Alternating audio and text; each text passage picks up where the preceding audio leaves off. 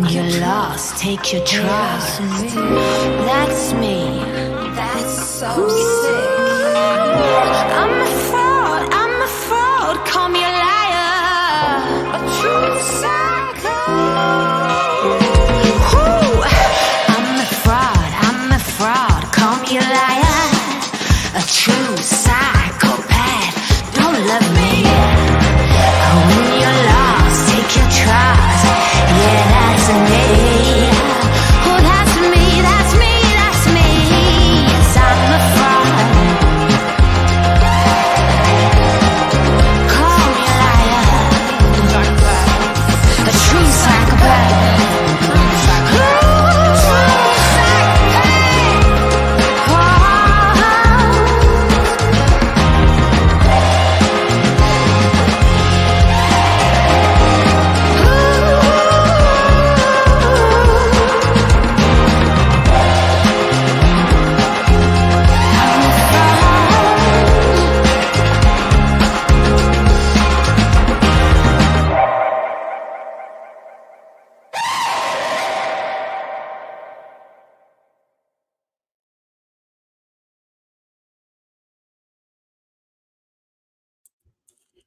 Hello, hello, hello. Happy Friday, you guys. Are we all recovered from this afternoon or this morning into this afternoon with Leticia? Listen, I'm going to get this going straight away. So I'm going to bring up my girls Sweet dream, love of my so life. we can get this party started. Hi, girls. Hello. Hello. How are you? Fantastic. Although I would like to just share a PSA. So, you know that I've been supplementing my income with Yeah. making deliveries for Walmart, right? Which means I'm driving around most of the day with my earbuds in. Yeah. And I listened to these calls while I was driving today. Yeah. Don't do that. just don't do that. No, don't do that. You're It's right. not like there's the warning not safe for work. These pretext calls are not safe for driving. These pretext calls are not safe for ears, frankly. They are not. So because I was like, I thought, okay, well, I'm gonna just share the audio, right, and it'll be fine. No, because I had to watch it. So I sat in here in the office all morning with earbuds in, and I had to turn the volume on the computer like down to 5 to be able to deal with Letecia Stauch. I actually made an emoji today with like this it's a little emoji man and he has like giant ears and there's like red dripping out of his ears. I'm gonna have to, you know what? Will you send that to me so we can have matching ones? Because Yes. for this, we most definitely Yes. need matching ones. And I've been working on a Cheez-It emoji, or like, yeah, it's an emoji from all that time ago when we all and how excited I got about Cheez-Its. The fact that, listen, if I were running away, I'm telling y'all right now, the first thing that's going in my bag is Cheez-Its. Because I'm gonna need sustenance and I like snatch. So there's that. I sent it to you already. I just went and sent it to you. I sent it with the transparent, like just with the transparent background or whatever, which I know if it doesn't come through that, because I sent Teresa some like that. And when she downloaded them, it made the background white, but you know how to remove it. So if you have to. Yes, Yeah. ma'am, I do. I spent, you guys, this whole time between 5 o'clock and just now working on a thumbnail for tomorrow for the part 2 of Gypsy. So I'm gonna, okay, so Allie is going to do February 16th calls, pretext calls tomorrow at 10:30 a.m. If one of the mods would be so kind as to please share that link in the chat, and also her channel, please, and Crime Curious's channel. Allie's is exclamation point lowercase a LLIE. And I need to add Jen to the Nightbot. I keep forgetting to do that. Please put that on the list, Madam Secretary. All right, it's on the Yeah, list. Gotcha. and then And oh, right after that is I'm gonna do the part 2 of the Gypsy and Nick part, because I put it on the community tab. I found some stuff that I had totally forgotten about. I'm telling you guys, like I had to sort of erase this case from the 50 1100 or maybe even 11 billion tabs in my brain. And but as I've been looking at it, stuff is coming back to me, and so I want to be able to do it justice. And I knew that I wasn't going to be able to do it justice if I felt like I was constrained to a specific amount of time. So there's that. Okay. Jen, I actually like just us playing them, since we're not going to be doing commentary or anything. Tomorrow Mhm. Trenton has a game and we have to leave for at 11:30, so I was going to try to do it at like 9 or 9:30. Well, whatever you need to do, babe. Once yours is done, I'm going to do mine. Okay. You'll Okay. be there. I'll be there. Well, awesome. I'm excited, although it's like you dread listening to Leticia. However, this one is like a lot of it is new, a little over half. I think it's an hour long. And when I went back to look at what was played in court from that day, it only totaled like 20 minutes, which they all have new stuff in them. So it's exciting I'm excited to hear. Me too. And and I will say this, I did get a comment asking for the timestamps for the new stuff. And to that, I will say this. It's difficult for me. It would be difficult for me to timestamp where the new stuff is, because I'm not 100% positive that when they were played in court, the clips were in the order that the phone calls were sent. So see, the phone calls were sent um, by batches, and it was our crime curious who went through them and sorted them by date. So that would be very difficult for me to do. And then Yeah. on top of it, I'm not 100% certain about how they played them in court either. So Right. you'll It could be done. you'll I know just it can't when you know it. imagine. It could be done. I can't imagine that the effort that it would take would be worth it. Like I just don't think Yeah. the juice isn't worth the squeeze. Yeah. Yeah.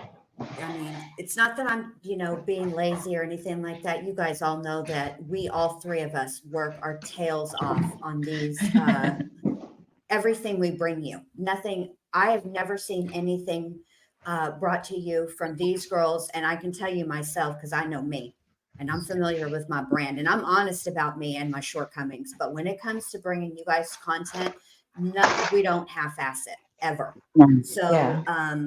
I just, I'm sorry that I just can't do that. There's too much, and there are so many more calls to go through, and we've got, Yeah. requests in, and, so I'm sorry. Okay. Well, and I think that there's a benefit to listening to them now, and the qualities of these calls that we're putting out.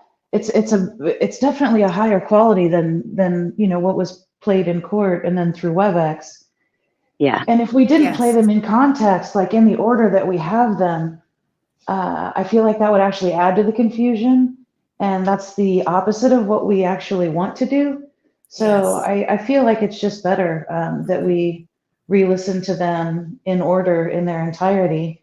And, there are going to be things that were played in court that people missed the first time. I know I had such a Right. hard time listening the first time. I think I've built up a screeching sort of immunity because I am doing better now than I did, when I was at the trial listening to these calls. Well, right. And when the trial was streamed, I know because I streamed it. Whether you streamed through Law and Crime, their audio was a little bit better. But at the end of Yeah. the day, the quality of the audio of those particular calls, particularly and especially when Leticia would get to that one octave below, only dogs can hear, or Mm-hmm. I don't know what she was doing while she was on these calls, because she was definitely not by, she was definitely mobile in some capacity, whether she was that be her body or she was literally in a vehicle. I don't know, but she was moving around because you could hear her. She would have the phone up to her mouth. Obviously, that's how you communicate, right? But then she would like either lay it down, throw it, or something. I don't know what she was doing, but those parts were really difficult to hear. So anyway, let's just get into it. Okay, so I'm going to ask you, girls, what you asked us last night, Allie, and that is, what is one or two, like what was the one thing or few things that you just right off the bat were like, holy moly? Go ahead, Ellie. Oh my God. Okay, I was thinking because I know there was a moment where I was completely like, "Oh my God." I think one of the biggest ones was, again, we heard about what we were talking about last night, and the possible essay of Gannon, and also his little bottom bleeding and things like that. The comments about that really like had me stopped in my tracks. And there was one other. Let me think, because I remember I even was like, "Oh my God," in the chat, but I can't remember what it was. Let me think for a second. Okay, you think, and I'll say what mine is because I don't think it's going to be the same as Jen because she's not me. When Leticia had Al prove to her that nobody was listening on the phone. Oh And God. and the reason why I say that is because yesterday we were listening to the ones from Valentine's Day. I had made a comment in the chat and I said, can y'all imagine what her pillow top must be like? And boom, here comes the universe and we get to hear it. It's obnoxious and loud, exactly like I thought it would be. Ugh. I'm still skeeved out. All right, Jen, what's your thing? What was your, or unless Allie, you remember what you were going to say, babe. Just interrupt No. whenever. You girls know how it goes. Yeah, I have not remembered. I do not remember what it was. I'm hoping it'll come back to me, but or maybe I was hoping it would be what you guys said, but it wasn't that one. But that is also equally disgusting. Yeah. Yeah, that was I'm all about getting new information, but I could have done without knowing, the position. Mm, Um, so for me, there were two things that stuck out the most. And the first thing, of course, is going to be all of the Nicole Fierro stuff. She's the reporter from Fox 31, and she's the one that Landon and Albert did their post-trial interviews with, where they did them off-site. I think mm, one was at Albert's house, and Mm-hmm. yeah, and so Nicole Fierro has been, on the case since the beginning, right? She's also the reporter who did the interview with Stephanie Kane, who was allegedly the babysitter. okay. And I reached out to her. You know how we thought that the babysitter might be Amy Lang?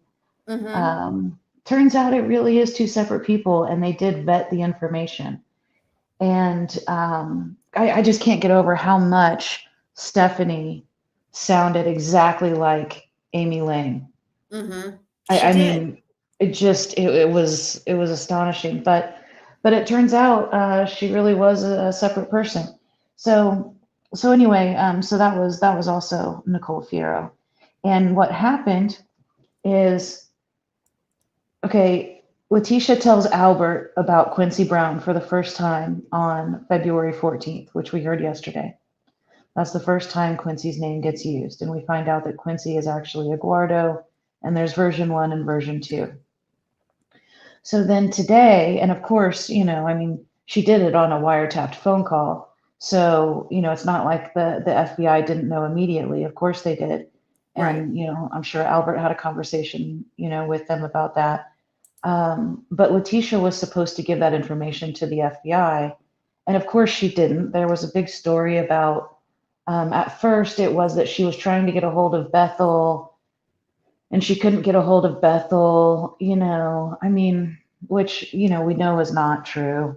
Um, and then it was that her attorney, Leticia's attorney, who doesn't exist, by the way. Leticia did not ever at any point have an attorney in Colorado Springs before she was arrested. Correct. she absolutely did not have an attorney at this time. Right. And she also was not working in any capacity with Jose Baez, because as we know, Jose Baez came out and basically unclaimed her. He was like, Right. I don't know her. Mm-mm, no. Right. So she's saying that she's working with the Jose, but this is the day where, do you know who do you know who they represented? A lot of big names, and she just has to be so vague and cryptic, and Mm, but that's how much thought she's putting into what she's saying, and she still screws it up. But anyway, so trying to say that she's working with Jose Baez, and then the way that she presents Nicole Fierro to Albert, she presents her as someone who is working for her. She says that Nicole is on her side, and that they being Leticia and her attorney have hired Nicole, and she's looking into Quincy Brown, which is what the police should be doing, but they're not doing it. So I just, I'm fascinated by this whole process, and I've been trying to put it into words all day, and it's a lot. I'm not there yet. But so so if you remember when Al gets on the phone with Nicole, and it's just Albert and Nicole, mm-hmm. and you can tell he's pretty short with her. He's like, "Look, I don't know who you are. I don't mean to offend you, but I have no idea who you are." And she's like, "Well, I'm such and such, Fox 31, and I've been covering the case for 2 weeks." And he's like, "Well, no, it's been 3 weeks." And she's like, "No, no, no, I've been covering the case for 2 weeks." You could just tell that Albert was very standoffish with her. And that's not because Albert hates the press. That's because Albert's never heard of this person. And she was presented to him by Leticia as someone that is working for Leticia. Right. So I understand why Albert was very standoffish with her initially. Mm-hmm. I would be too. And I'm still a little bit confused by the spoofing of the phone numbers. Now I do know that Leticia spoofed Landon's phone number, trying to get Albert to answer her calls because, he ghosted her for 2 weeks before these pretext calls. He was not taking her calls. And so and if you go back to the Google searches, and, you see, searches about phone, fake emails and fake phone numbers and make a call come from Mexico and all this stuff. So, Right. she's the one doing it. But in trying to get Albert to answer the phone, Leticia came up with a way to make it look as if she was calling from Landon's phone number to get him to answer the phone. And it sounded like she had done the same thing with Nicole Fierro's number, but it also sounded like there was some confusion. So I wasn't clear on whether that had actually happened or not, Mm-hmm. because I was unsure if Albert was afraid of that happening. Because like he asked her, "Are you the one that I was talking to on the three-way call?" And she's like, "Yeah, but that was the first time that we've spoken." But it sounded like maybe there was another call, that was placed to Albert from that number, but he also just, kind of sped right past it. So I'm unclear whether that was a concern or whether the reporter's number was actually spoofed. Right. Right. I don't know. Could you guys tell? What, Allie? No, I honestly hadn't thought about it in depth like that, but I will say that you said something that also lined up with the chat was something that I noticed, which I know all the time, but it's just blatant. You can't Allie, how babe, you're she breaking up a despises little bit. Landon. You're breaking up, Uh-oh. sweetie. We Can can't you hear me you. now? Yeah, now you're good. Okay, I'm gonna. No, we lost her. Yeah, shouldn't even come back. She'll be back. I didn't quite catch all of that, what you're saying. To me, what it sounded like is, and I'm not, listen, I wanted to hear all of these and I will go back and listen again. But when there is a lot of that, when it's a lot of Leticia and Leticia's yelling and just coming up with cockamamie BS. Sometimes, as much as I try not to, even though she was in my ears, some of it, I think I must have like just had a blackout moment. I'm not even going to lie, because I don't even remember that part of these calls at all. I I do remember that. Al trying to get her to call, The wanted to call FBI. the FBI on three-way. And Yeah. she was like, I'm going to have to call you back. I'm going to have to call you back. You know what I mean? Mm-hmm. Yes, I do the same thing, Jen. I do exactly that same thing. Which, by the way, as soon as you're like, we can hear you now, then StreamYard booted me. And I was like, Lord, it's sorry. so rude. Yeah. My friend, But StreamYard. Gage from StreamYard, yeah, you better get on there. Don't be booting my friends. Gage, damn it. No, but I do the exact same thing. I totally do black out. I have to listen to these things a couple times. I did that with in court too. It's funny the way that you do that, but I just think it's just so intense, or I don't know. And there's so much information. But what I was going to say before I was kicked off is that it is so blatant and obvious how much she despises Landon, which it always is, right? But it's sometimes more than others. And the chat was Yes. saying that, and that was something I noticed as well. Oh, the other thing I remembered too about was her being irate over Landon's family using her products. Girl, first of all, family is family, okay? And I would not have, if under those types of circumstances, I don't think, I know I wouldn't, because wouldn't care under any circumstance really, but especially under those circumstances, I would not care if somebody used my shampoo and conditioner, because Lord knows Leticia ain't. You Yep. heard me, Leticia. I No, said hell yes. no. I, I wouldn't either. I just think that is it's just I don't know. You know how she is. It's just how Leticia is. I'm not surprised that she's like that. But also it's annoying, but I'm with you. I wouldn't care, especially when your baby's missing, even if it's your stepchild, it's your baby. Who Right, gives a damn about shampoo and conditioner? Like right. oh, And or whatever. I did like the time when Al chastised her, and rightly so, and she deserved it, even if this had gone a different way. And Leticia didn't do it, right? He is right for getting on to her for reporting Gannon as a runaway, whenever he was never a runaway, and she did that intentionally. She knew that a runaway is not going to get the same level of concern from the police as a child who's in danger and potentially kidnapped, which is, she's just a terrible human. Ugh, I don't Yeah. even think she's a demon. Can we talk about that call with the FBI for a second? Like, I'm pretty sure we heard Yes. that or some version of that in court, something like that. But oh my God, she's so beyond obvious. Like, oh, I'll have to call you back when I have better or when I have a cell phone because When I I'm on have a Wi-Fi. phone, when I Yeah, have a like, phone, this host said phone. Y'all, what was she talking to her on? oh my God. What were they sending, bootleg Hogwarts owls? What was happening there? Like, are you serious that if you're like in these circumstances again?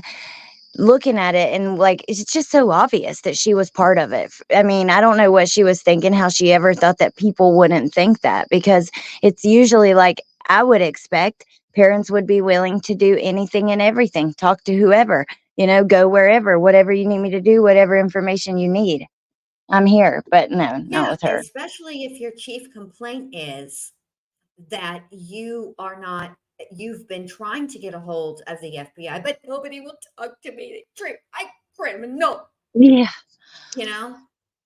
If that were your chief complaint and you have this really important thing to tell them, this information they need to know, right? Then you would take any opportunity.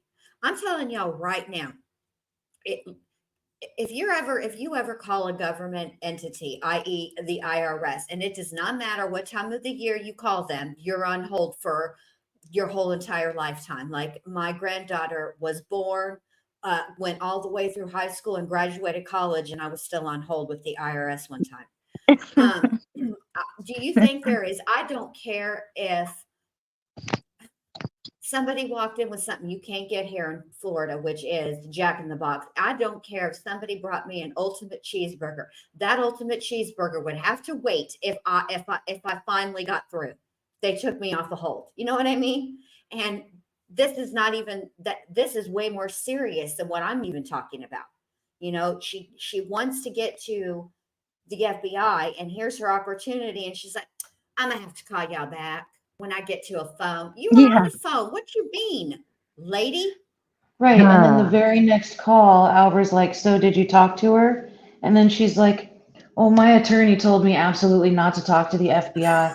Like, I really, Yes, oh my God. your attorney told you you can't talk to the FBI, but it's okay to talk to the El Paso County Sheriff's Office.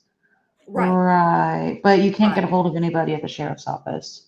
That right. Okay. confused me though. Did she? Because like I remember when I heard that part, because it was like as soon as directly they hang up, I was thinking, now did she talk to them at all? Did she talk to her attorney right then, or was that just directly? I wonder. I wish we knew exactly what time that was, I think what because she's saying.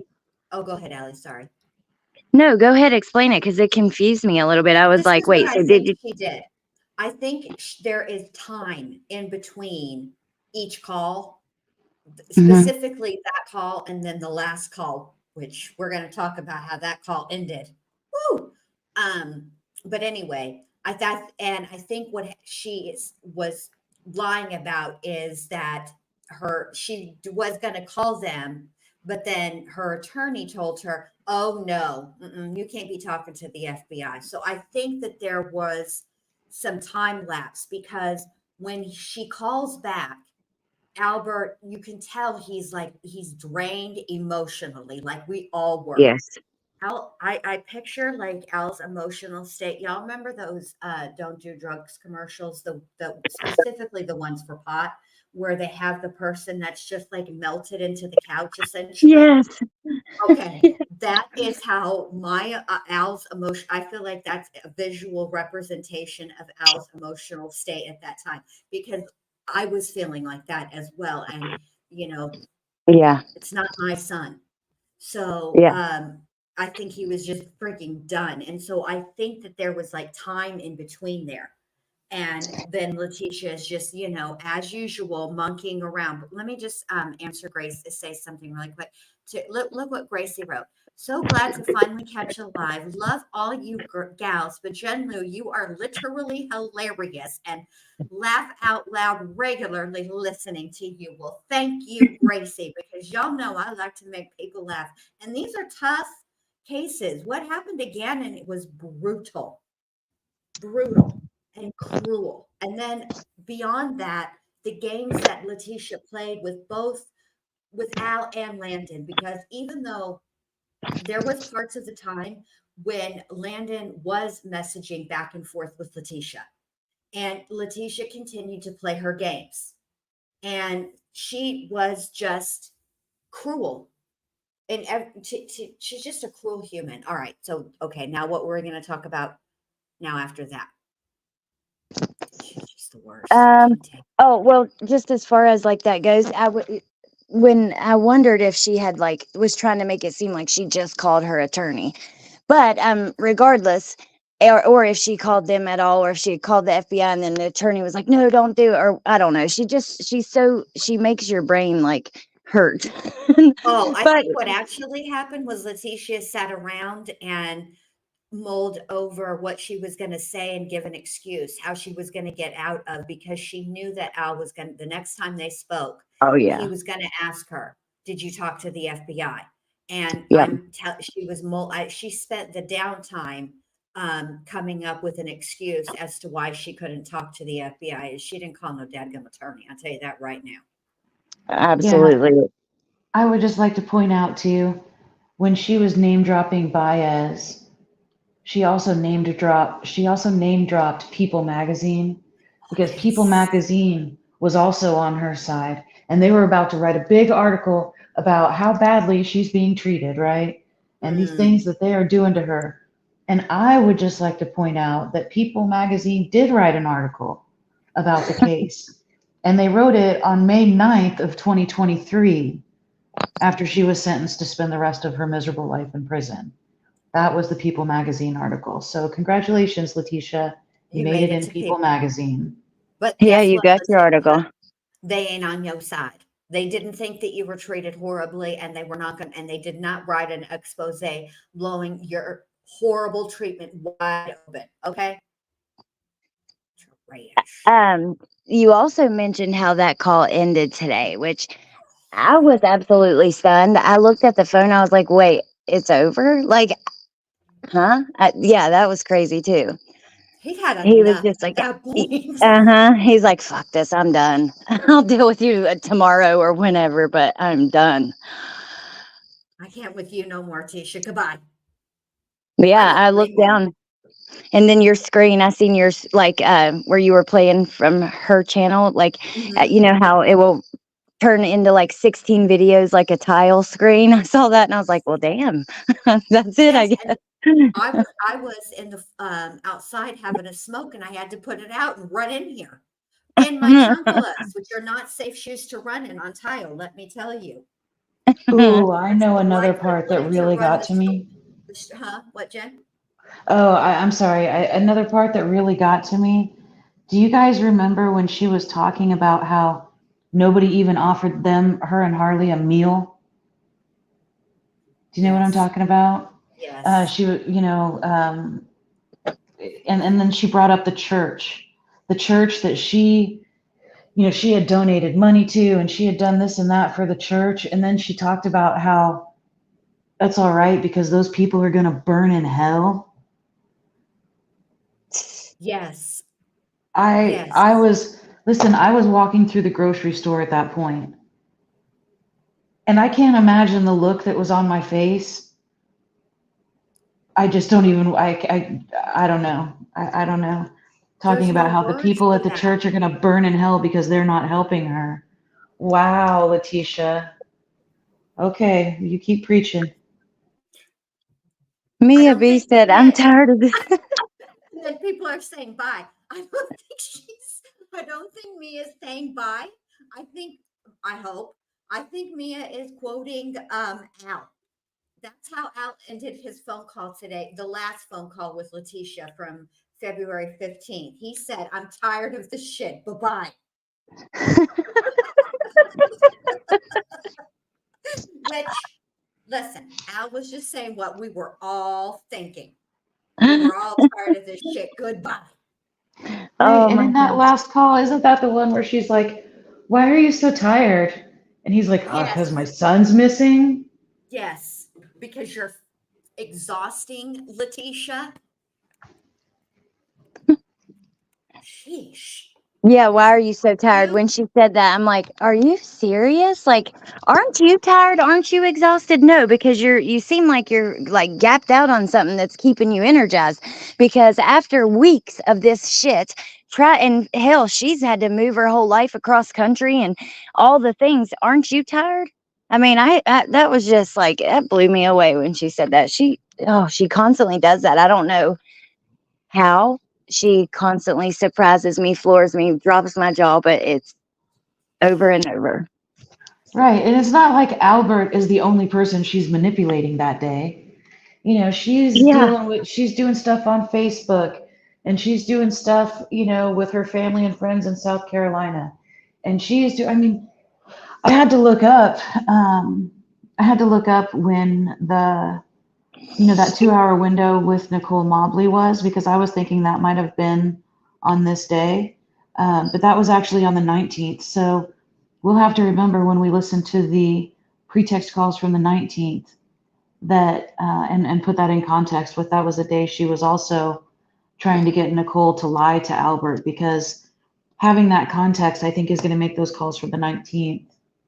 Um, Mm-hmm. it's just going to bring even more to light. Yeah. Mm-hmm. And Team Psych Ward he said, this is the worst. I can't even, hold on. Let me center myself. He said, this is the worst lie ever. He did. Here's the thing uh, about that. This is after a series of horrible, nonsensical lies. And that one was the deal breaker for Al. He's like, this is it. This is the worst lie ever.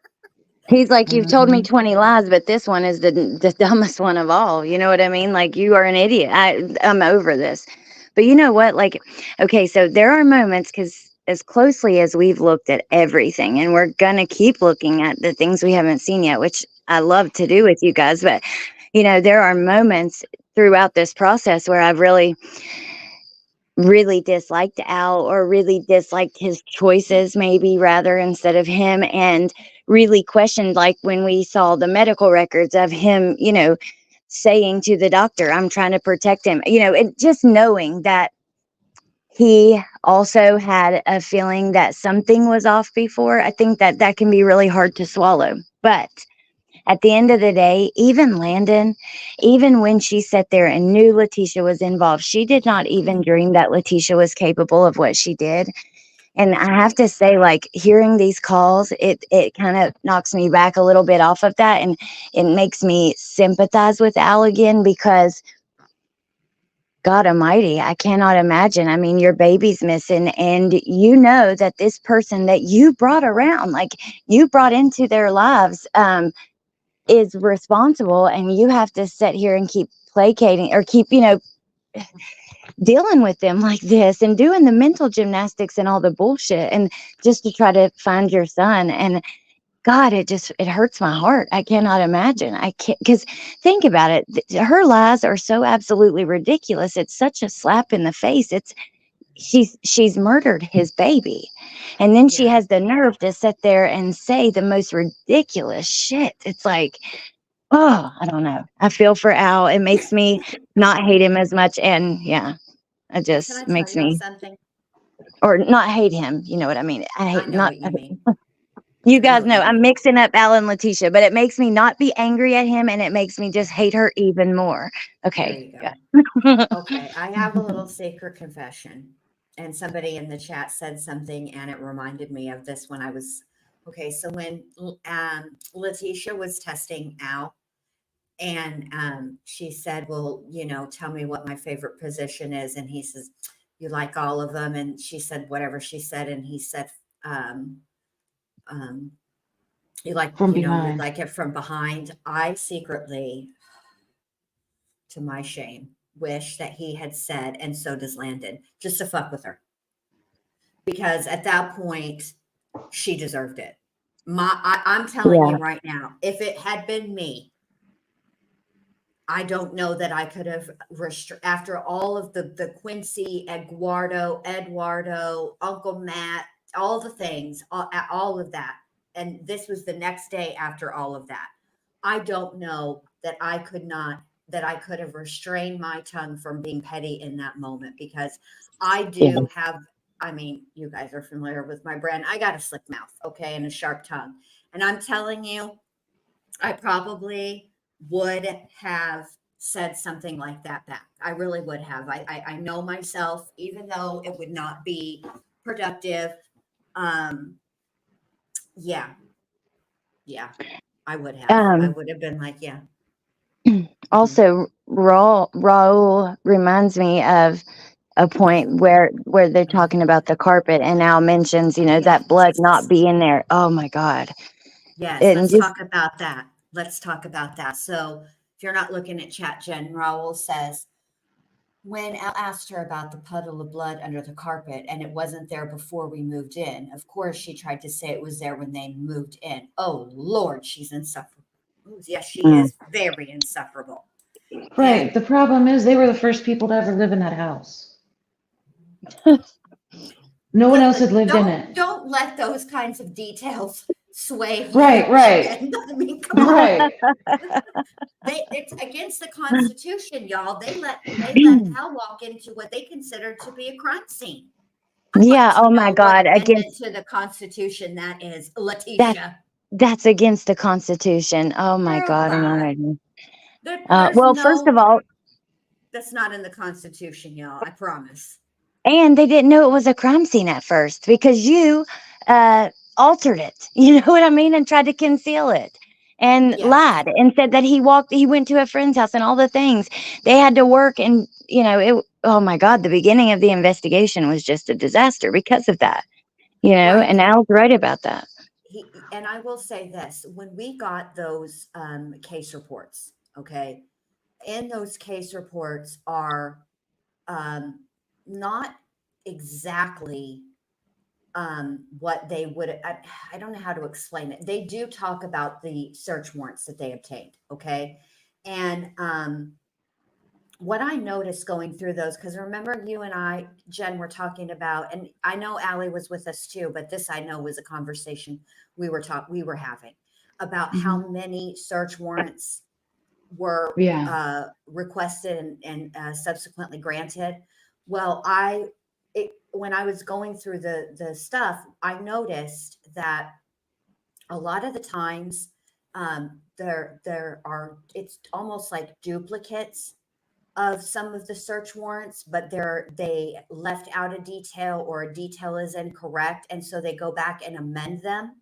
Yeah. A lot of it is amended search warrants, not like, I mean, they're technically new search warrants, but they're not like completely new. Do you know what I'm saying? Like, I would Right. say a good 75 to 80% of the search warrants are like amended search warrants. They're amendments to the Yeah. original search warrant. But I remembered we had talked about that, and I looked at it and I said, "Remember, I'm going to look through blah blah blah," and then I did, and now we're here. So that's all I'm going to say. Yeah. Remember when we were taking notes about the case file and I nicknamed one of the officers something ridiculous like, old officer, I can't spell for shit. No, I'm not gonna say her name because you know what? I don't, I hope, I hope you're doing well, lady. But you might maybe need to be in a different position. If your job is to be in charge of these records and making sure that search warrants are accurate and everything's documented the way that it needs to be in a case this big, um, it's a big deal to get names wrong. And I understand there's going to be typos here and there, but these were some big ones. And it seemed like every time that particular officer would put out a search warrant, it would get sent back. Like there was one for ADT and they had the address wrong. And then she made a note that the company had the address wrong, but we already knew it was her that had the address wrong because we saw it in the previous report, like, oh, that's not going to work. That address is wrong. Right.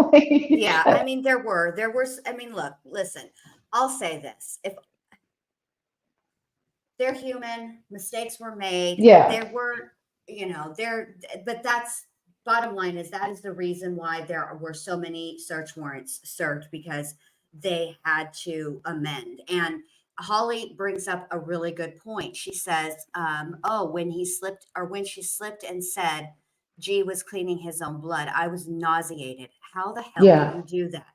Yes, Mhm. she slipped a lot. And I have to tell you, I have another confession, you guys. The girls already know, but I have to confess to you guys. I had every single intention of taking notes today. I did. But then I found myself I'm watching chat, talking in chat, and also like paying attention to what she was saying. So I did not take notes. I'm sorry. Again, I'm sorry. I had every That's intent. I okay. didn't want to be a slacker, but That's okay. I'm telling you guys right now, I run around on these in this world unmedicated for ADD. And it's a miracle that I get done 90% of the stuff that I am able to accomplish because, again, I'm unmedicated. And so sometimes some days are better than others. And today was already hectic because I overslept. And then everything seemed like it was behind. And of course, Mac needed my attention immediately. I mean, I barely even had my eyes open, and this fool was like right up nose to nose to let me know that he could see the bottom of his cat food bowl. And that was unacceptable. That he could And see he the bottom followed of his me cat foot. around screaming at me. So then I was like, it was a hostile work environment. I'm running behind. It was just a mess. All right. That's okay. Well, I didn't take notes today either, but I'm going to tomorrow. But what I'm going to do is, and what I did yesterday, I took notes, but not really. It was really simple notes. Like I would just, if a certain word or line stood out to me, I would just jot that down and that's it. You know what I mean? So Yes. I'm going to try to do that. And I then, promise I will do that with you guys tomorrow. I promise, promise, because I won't have to run the stream and I can just do it, yeah, yeah. because don't let me forget that after we end the live, we have to work out scheduling because Jen and I are going to do that live on A Dose of Reality with Oh, Jen yeah. Bow about American Horror Story. And you're coming too, Allie, because I know you have the Hulus. I do, and I want to watch it. I just haven't watched it yet. But I have to go to a football game tomorrow at like noon, and it's like an hour and a half away. So There maybe you I'll watch go. some in the car. You should 'Cause watch it in the car because yeah, okay, America, this is totally a separate tangent, but for people who don't know or never paid attention to this, I pay attention to things like this. Why? Don't ask me. But if a show, when they play it on cable, is an hour-long show, right? Which American Horror Story is. Sometimes we get bonus minutes, but by and large, you can count on the actual show without any commercials being around 45 to 47 minutes. There you okay, go. perfect. Well, then I'll watch a few episodes of it, and then yeah, we'll figure it out. We'll just. What time do you know what time you guys are doing that already? Well, I was thinking 9, but that was because we hadn't gotten the these calls yet. So we can I think people are liking our little 9:15. So Jen, what do you think? Can you do 7 my time or 8 my Yep, my time? Maybe we schedule's can just do flexible. a quickie. Yes. Okay. Okay. Okay, All right. that'll work. We'll do it before that because I think people are really liking the 9:15 time slot. Okay, that'll Okay. work. Perfect, because I think I asked my dad, "What time do you think we'll be back?" And he said probably around like 5:30. So that'll give me some time to get relaxed and watch you guys, and then also have everything ready for us. There you go. And if you need any help, of course, let me know and I'll help you Okay, anytime, thank anytime. you. Of course. Of Thank course. So there were several slips, and I will say that one thing that I noticed is there was a marked difference in Al's demeanor with Leticia in this call versus yesterday. I will say he started out the call talking about Valentine's Day and how he wishes that they could have their family back. And I actually think that Al does mean that. I don't think that he's blowing smoke. I think that, or, just placating her. I think he means it because, of course, that would mean that Gannon would be back and he can deal with her later. But I like do that think he Christmas. means, yes, I do think it's in all relationships, even, most relationships end badly. If they didn't end badly, they wouldn't end, right? We would just stay together. But then there comes a point when there's closure and resolution and whatnot. And you get to a point where you can look back on that relationship and remember the good times rather than remember all the bad times. Like I know for me, and it's been a long time since I broke up with anybody, since I've been with my husband since I was 18. But I remember getting through the few quick relationships that I had by solely living on hatred. And until the person was like just a ghost to me. I just didn't even, and then then years later, I could look back and laugh at some of the stuff. Do you know what I'm saying? And I think that's how it Yeah, has to be with other relationships. And I think for Al, I think that no, there's no relationship is all good or all bad. Every relationship has both. Some people have their bad times are far worse, and then some people's good times are far better. So it's, whatever. But I do think that what I noticed in Al today was I'm not taking no more of your lies and bullshit. And when you say something that doesn't make sense, I'm not backing off from it. I'm going to continue to question you and ask you until we get to the truth. Because I think he could tell after yesterday that the fact of the matter is that she's just going to continue to play games.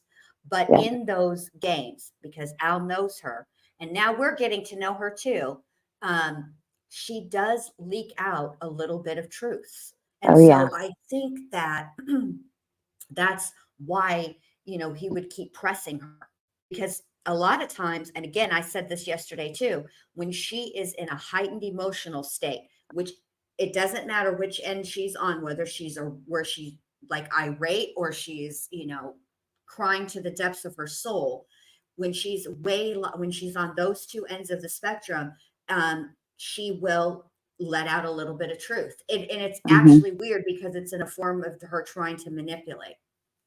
Even What do the you cops guys said think? that. Didn't the cops say that or something at trial? Like Grusing said, we started to notice that she would accidentally tell on herself. Or wasn't that said, or am I dreaming? No, I don't think you're dreaming. I think Agent Grusing did say that, because Okay. I Yeah. think that the question was about, well, why did y'all keep, or why did you continue to ask or questions along the lines of the story that she had just told, knowing the story she had just told was a lie. And he Right. said, because the more you press, the more that she will accidentally tell on herself. She'll accidentally leak the truth, which she Yeah. did. And I think that I really, yes, Al is the one who was on the phone with her, absolutely, and he had to agree to do these calls, and that took an inordinate amount of strength. I mean, that's you. I'm not trying to take away from any of that, but I will say we have got to hang on. I'll do it. Music City Mom. Because only mods, the way I have it set up is for only mods can be able to do this. I don't know why I did that, but here you go. Here's the PayPal. Anyway, Hey, um, Punky. so I forgot what I was saying. Oh, but you could hear Agent Grusing. You could hear him directing and steering Mm-hmm. and getting Al back on track and continuing to encourage him. Although when he said at the end of one of the calls, it's like hitting your head against a wall or on the table. I felt that in my soul. Oh my gosh, yes. And you know what though? You got it. Like I keep trying to keep in mind when we're listening to this and stuff is like like this is a couple weeks after what she did. She's saying all this crazy stuff, giving all these. I mean, and some of the shit she says is downright rude to him. Like it shocks me that you can do what you did and then have the nerve to act like it's his fault and like the way like attack him in ways because she would. I don't like nothing is coming to my mind exactly that she said, but you know what I mean. She would throw these little digs and act like I don't know, like it was his fault. And I'm like, lady, this is just a couple weeks after you brutally did what you did. I don't understand. It's fascinating and it's unbelievable. It is, but I will say this. There was that whole, I guess it was probably about 30 minutes, I think, where it was essentially marriage boot camp and talking about where the marriage had gone wrong. And I will say this to you, in my opinion, and this I don't have any way to prove this, but I do feel that that both of them in those moments when they were airing their grievances about their marriage, I do think they were both being honest with each other. Do I think that I do think Leticia thinks that it is all Al's fault. Now, whether that's true or not, obviously, it can't all be one person's fault. Relationships take two people, and that's just facts. That's just how it rolls, how it goes. It's not always 50-50. You got to get, sometimes it's 51-49, and sometimes it's Yeah, more. But yeah, I do think that I do think that Leticia was not just being, I mean, she was definitely being an a-hole. Okay. But I also think that that is how she views, that's her worldview. I do think that she does blame Al solely for any anything wrong in the marriage, any strife, any problem, anything, because, oh, and that's another thing, because when she was saying how, when he told her about the money, all right, and she corrected it because she wanted it to be accurate. Okay, so you made 2 withdrawals, which totaled 2,000. One at 1,500, and then another one or whatever. However she did it, right? But it had to be accurate, which is arguing semantics, really. And semantics are important, like in a courtroom. Okay. But when you're dealing with people and having a regular everyday conversation, when somebody really just wants to argue what the meaning of is, they're grasping at straws. You should just cut the argument right then and walk away and feel victorious, because you are. But anyway, when she would say stuff like that and blame Al for it, but she always has a reason why whatever it is that he has an issue with, why it's okay. It's because it's a reaction to something that he did. She, like when she was asking him about if he had given Landon a rental car, as if that is important in any way, shape, or form. He's trying to she's simultaneously cutting him down because he's not out and about driving all over Hell's Half Acre chasing Quinguardo all over. Quinguardo. Yeah, Quinguardo, looking for him. But at the same time, she's not giving him anybody really any information on actually how to find Quinguardo. So it's very convoluted and irritating, quite frankly. Jen, you're being awfully quiet. What's going on over there? Yep. I am filling up a cup that is at least 32 ounces with more caffeine. Yum. No, I'm listening. I was making background noise in the kitchen, so I muted. Oh. But What do you think about all this? Oh my God, lots of stuff.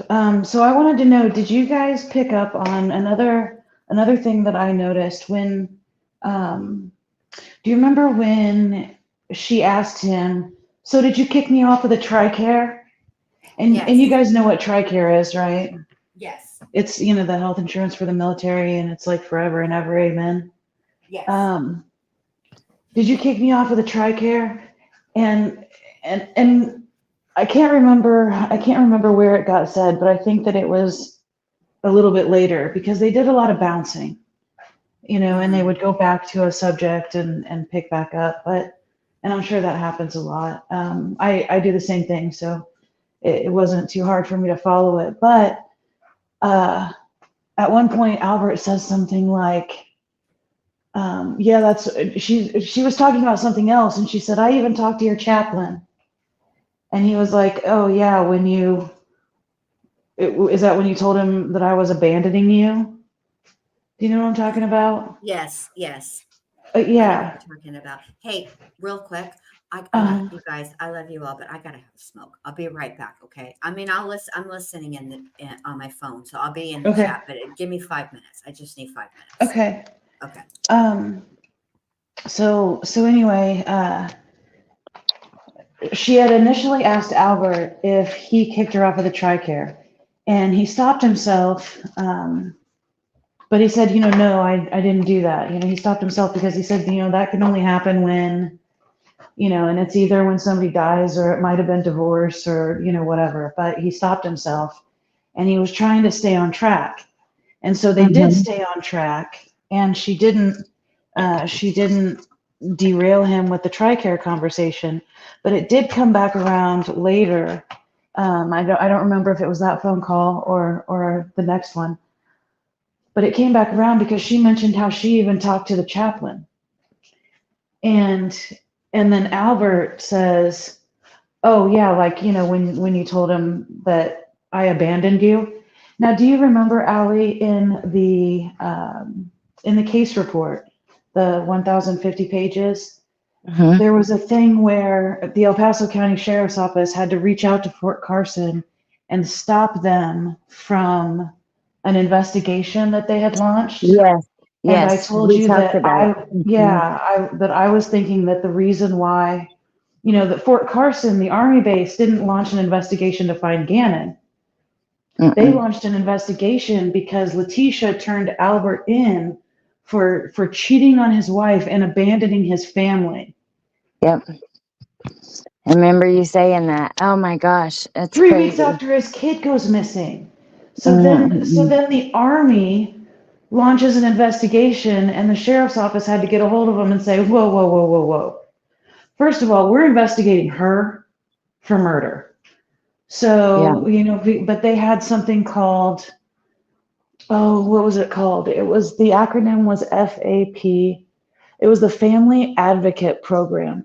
So I guess, when you're in the military, um, I know it's not as strict as it used to be, but, you could get in a lot of trouble for cheating on, a Yep. spouse when you're in the Yep. military. And so here we are, we're in the second week of February. So between 2 weeks after and 3 weeks after, she's murdered his child, and he's looking for the child everywhere, and all this other stuff is going on. She's canceling his cars off the insurance and then accusing him of taking her off of the health insurance. Meanwhile, she has the Army launch an investigation because she's trying to ruin his career, as if it already hadn't taken a big enough hit with everything he was, going through. Then she gets the Army to launch an investigation because he has abandoned her and is cheating on her. And she did that by going through the chaplain. And in the same way that when they were in Alaska, she went to Albert and said, this about these two commanding officers, about the sexual harassment, then because he's a mandatory reporter and, he's her husband, he would have to, and I mean, she just, oh God, every time Evil. every time I think that she can't surprise me, Mm-hmm. and like I said, I was like, well, I mean, that's what I think it might be. And then when I heard that in the call, I knew that I was right. She absolutely Yeah. went to the chaplain, went to the family advocacy program, and turned him in and had an investigation started. Yep. I think you're right too. I Because think you're right murdering his too. son wasn't enough. She She is. also wants to take his career. She also wants to take, I mean, my God, man. She is evil, evil, evil, narcissistic, evil. I mean, that is just, I cannot, that's just beyond what I can even, oh, I don't know. My But brain can't even go there. It can't even fathom that kind of shit. But I think you're right too. I remember like when we were looking through the files and I was like, whoa, whoa, whoa, what is this? And you're like, I think this happened. That's a really good point. I believe you're probably right, right, but especially see, with that his happens a son. lot. That happens a lot where it's like, well, it would make sense given the context of all the other research that I've done, if that's what happened, right?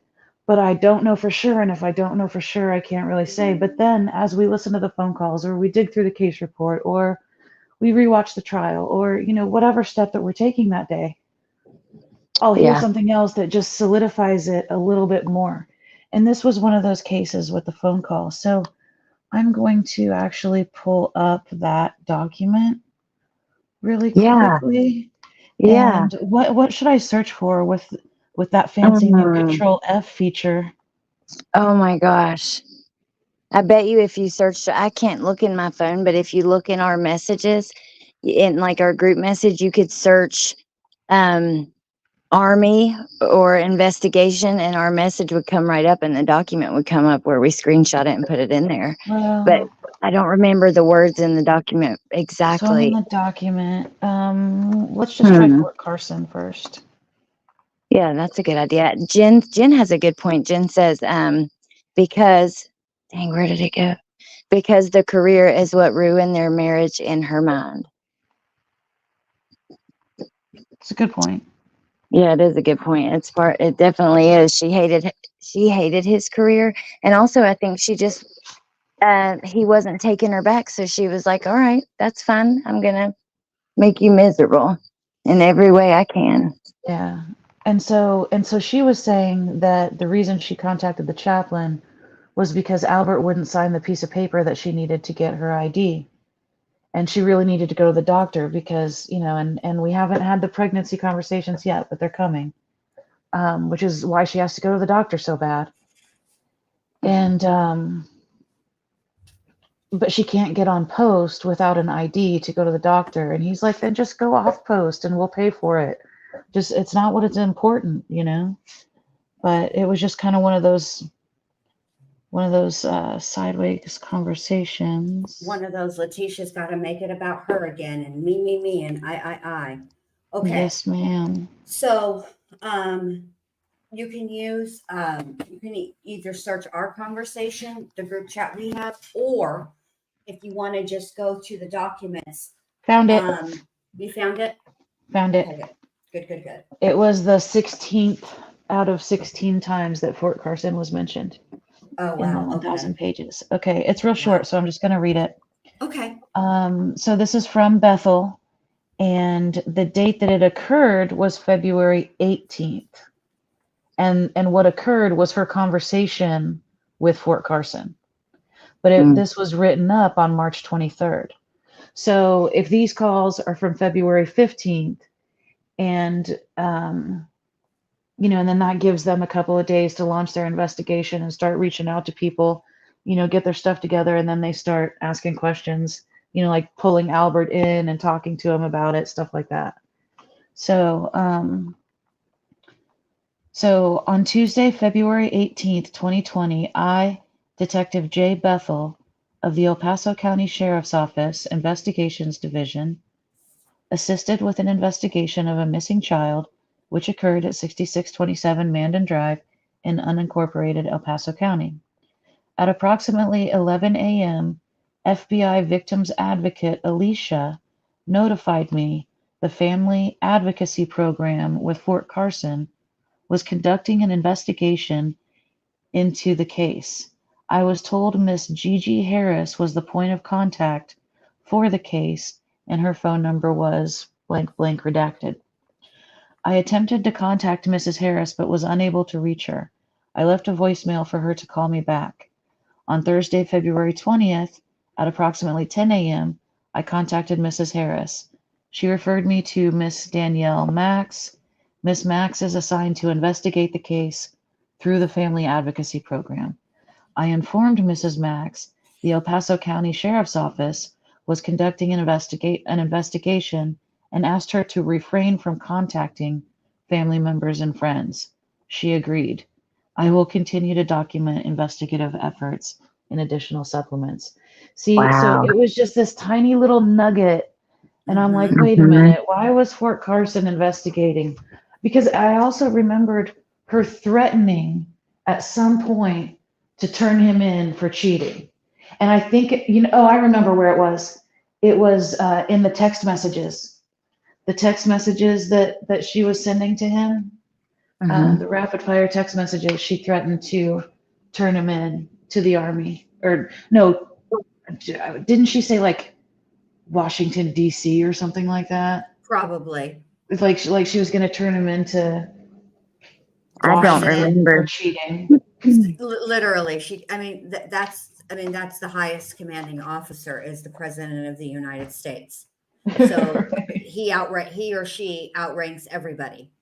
Should we ever have a female? At this point, we haven't. But yes, she Leticia, I've been thinking about it while I was listening to you guys talk, Jen and Allie, and it seems to me that the two biggest obstacles in Leticia's mind were Gannon and his career. Yeah. She liked the perks of the career, but she didn't like the bad parts of the career, which is that you were gone a lot and, just all the things that come with being in the military. She didn't want any of that. And she set out to destroy both of the biggest obstacles. Now, what she thought she was going to do with Al once she took away his career, I can't figure that out, how that was going to work out for her. But yeah, she was angry. And even it's she's a mess. But I there is one thing that when we're done with this, I remember, I haven't forgotten it. I'm very proud of myself. Well, not really that proud of myself. I sent myself a message so I would not forget Mhm. what I wanted to talk about. Well, I can't believe like in these calls you made me think of like she actually seems like she thinks she's gonna have some sort of chance of getting back with him. You know what I mean? Without Gannon, Mhm. it's like that's just wild to me that she even believes that she can accomplish that or make that happen or whatever, however you want to say that. Right. But Well, yeah, and she was manically going back and forth, looking up U-Hauls, wanting to move to Florida, and then sending him an email. And the very next thought was sending him an email, trying to get him to, see things her way. And she had left him before. Her and Harley ended up in the middle of Kansas and then turned around and came back to Colorado. I did not know that. Uh-huh. There was a pattern of back and forth with, them talking about, Harley and they would talked always about get it. back together. Mhm. Yeah, that Mm. was during Harley's testimony at Mhm. trial. I Mhm. guess I forgot that. Yeah. I mean, I watched every minute and took notes, but there's so much. I Oh feel like yeah. some of it, I just have Well, some I've data blacked gets out. Or overwritten. You only got so much storage up yeah. there. You know what I mean? Yeah, for sure. Because some stuff I see and hear again, and I'm like, even with these calls, like I have to really question myself on if we've heard it before. Like some of them I know we haven't. I'm like, whoa, whoa, Mhm. whoa. But some of it, I'm like, wait a minute. And a lot of, I can remember a lot from the trial. If I had my notebook, I took crazy notes. I mean, this was a busy time, you guys. It was like we were doing the trial all day long, taking notes, and then doing lives and stuff all night long. And Plus it was like, covering fallow oh my, daily. yes. Oh my God Almighty. It was wild. It's going to be wild again when, Brian Koberger goes to trial. Mhm. Yeah, all of I'm this is looking going to be. forward to that. Yeah, I mean, okay, so the part that I wanted to talk about is I notice in these pretext calls that whenever Al and Leticia, it's when he's all Al is doing is asking like follow up questions to her lives. But I noticed that they've really backed off from the initial candle story. That story never made a lick of sense. Even, okay, so even if you take the story at face value, right? Then you see the evidence, i.e., the carpet, etc., right? And then it really doesn't make any sense, right? I mean, you can have an idea in your head that this don't sound at all right, and then you get to the house and you see what's going on, and then you're even more puzzled. And I noticed that there are a lot of things from Leticia's like early stories that she has completely backed away from even talking about. She doesn't even acknowledge them anymore. For example, Gannon's burns. She vacillates in her interrogation. She says she didn't realize that Gannon had bad burns. Okay. But when pressed today about, I bring it up because Al brought it up today about his burns, she minimizes the burns. But at the same time, when this happened, these burns allegedly, right? The whole candle situation, right? Um, she's using that as a ploy to get Al's attention to get him to come home. Yeah. Yeah. Yeah. Well, either today or yesterday, she said something about them bleeding. And I'm like, again, which, we talked about this during trial for sure, but burns do not bleed. You know what No, I they mean? It's weep. like, yeah. I Well, just burnt myself yesterday and I have a big blister on my hand.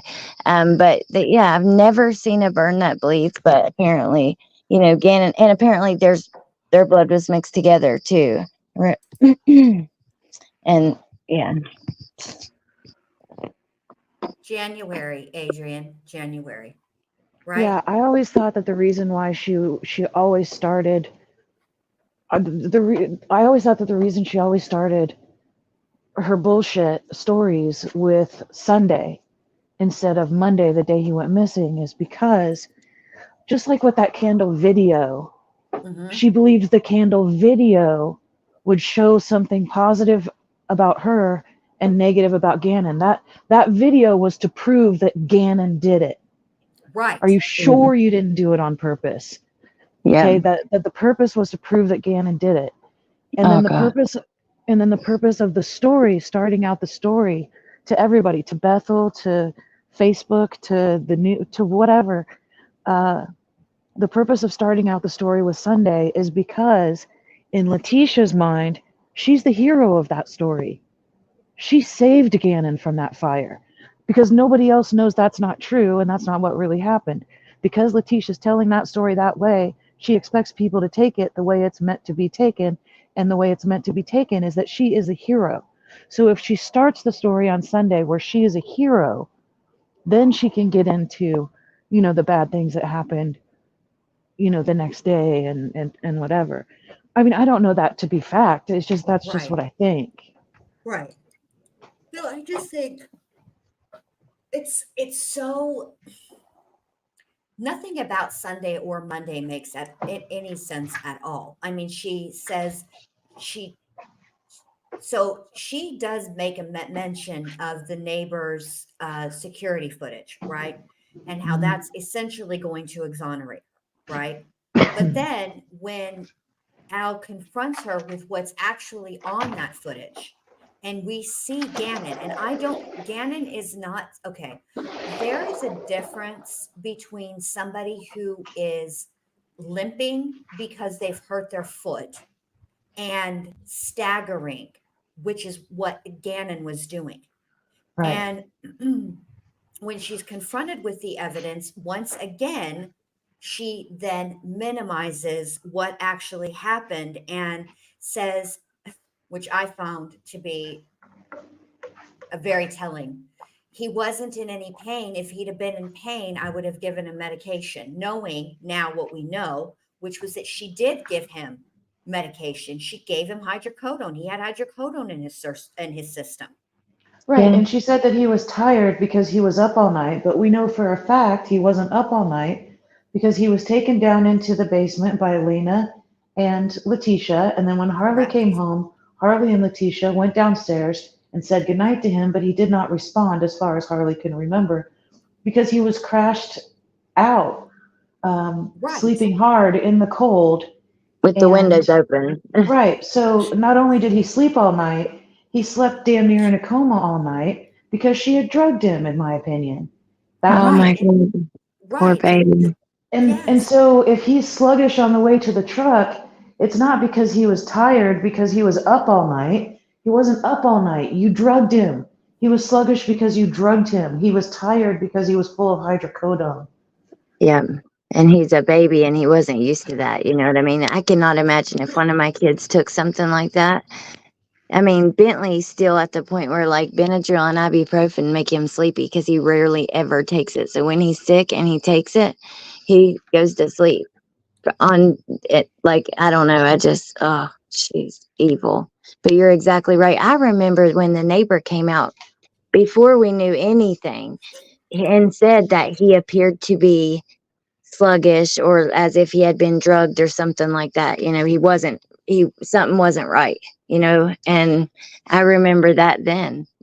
So Okay, so Jelly Baby, sorry, Jelly Baby asks, was the pain relief she gave Gannon something children usually have, and is it a strong medication? Sorry for asking. We don't have that in England. You do have it in England, but it's called something else. It's hydrocodone is no, that's it the is a chemical narcotic. name. Huh?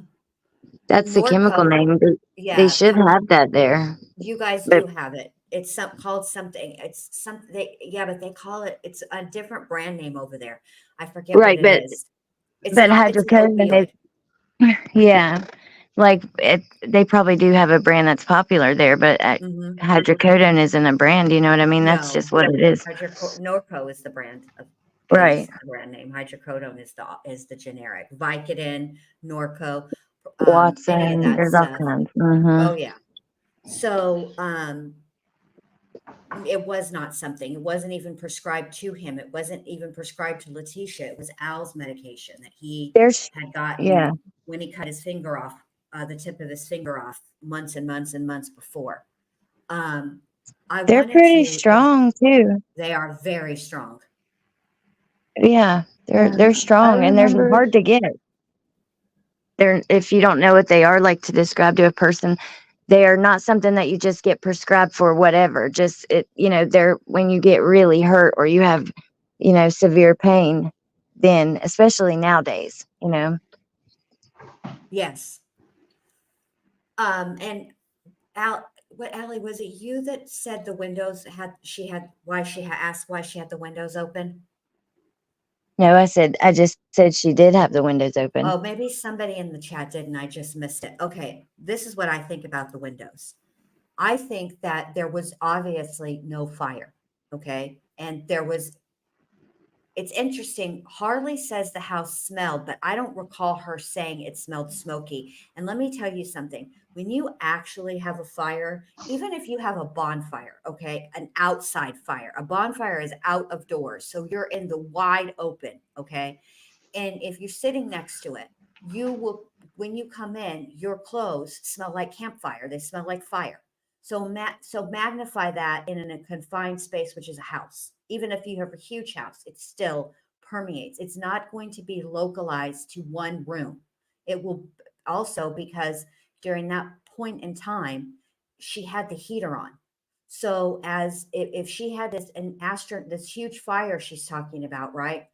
Where all the things had to happen, your HVAC unit, okay, so when it will pull that smoke in and then it goes around the house. It's no different than if you were to say smoke in one room of your house but not smoke in another. As soon as the AC or the heat kicks on, whatever room you're smoking in, that smoke will get, the smell of smoke gets carried throughout the house. That's just how it works. So I think the reason that she had those windows open like that is to explain why there was no fire smell, because, oh, she aired it out. That's what I think. I don't think she thought about what um, keeping Gannon's body temperature low would do. I think that might have been like an unintended consequence. I think the main purpose for opening the windows was so that it would not smell like smoke. When it doesn't smell like smoke because there was no fire, that there, you know, that's what I think. That would be the reason. She could say, well, yeah, of course it doesn't smell like a fire down here anymore. I opened the windows. A fire smell is That's a very good point. difficult to get out. You can't, opening up windows is not enough. Even after the fact, like you can get the smoke out of the house, right? Opening the windows, but that smell from the soot that's in that, the things that are burning, they have special cleaners and stuff to get that kind of smell out. It's, you know, Oh, I especially didn't if, know that, but that's a good yeah. point. And you would have, and the thing of it I, is, if Gannon was on fire, according to the text messages to Harley, in the way that she says he was, right? So much that she had to throw blankets on him and stomp on him. That's what she said, or what she wrote, I should say, right? And Mhm. okay, that is going to smell because the blankets are going to have a smell, the skin will have a smell, and the clothing that he was wearing would also have a smell. There would be Yeah. evidence on his PJs that his PJs caught on fire. I mean, come on. Why do you think, curious Jen, why do you think she had the windows open? Because I always wondered if it was body temperature, but now, Jen, you have me questioning myself because that's a good point. oh, I don't know. I mean, the blankets that, she showed them the blankets that had the burn marks and I mean, there were marks and I don't, I don't, I don't know. I mean, I think there was a fire. I just don't think it was A big one. A big one. Yeah. I don't think that there was a fire like she said there was a fire. I think what she Yeah. did was, I think that she went around and staged the scene. I think that, yeah, she probably did put some blankets and stuff near a candle or near some sort of open flame, but I don't think that there was a fire the way that she is describing it. Not a fire where she would have to use blankets to put the fire on Gannon out. It's particularly Yeah. the way she describes it in those text messages. That would result in injury, not just the actual fire itself, right? That would injure Gannon as well. But if you're stomping on a human being, that's going to leave marks. Like you're not, that's one of those things. Yeah. You're going to be able to have a mark, or you will have Teacup, marks. Teacup Kraken asked about the gunshot and powder, and also if the gunshot wound could have just injured him, but not have been the last thing. But the way that the medical examiner described it on the stand was that she believes that the puncture wounds were first, and then the head injury, and then the gunshot wound, and that is because after the head injury he fought back during the puncture wound, and after the other two injuries he wouldn't have been able to fight back. That stunned me because I always assumed it was probably like a head injury and that's why he was limping, or something happened the night before, and then she had tried to take his life, and the one method didn't work, so then she ended up shooting him. But the coroner said it was puncture wounds, blunt force trauma, and then gunshot wound. That is something I was curious about today, is around the same point in the phone call where she was upset that somebody was wearing her clothes and using her products, and Veronica followed Harley downstairs and did something else vague, cryptic. She also said something, is when she was saying that what he should have done is kicked anybody out of the house that wasn't blood relation to the family, and wasn't his blood or whatever. Right.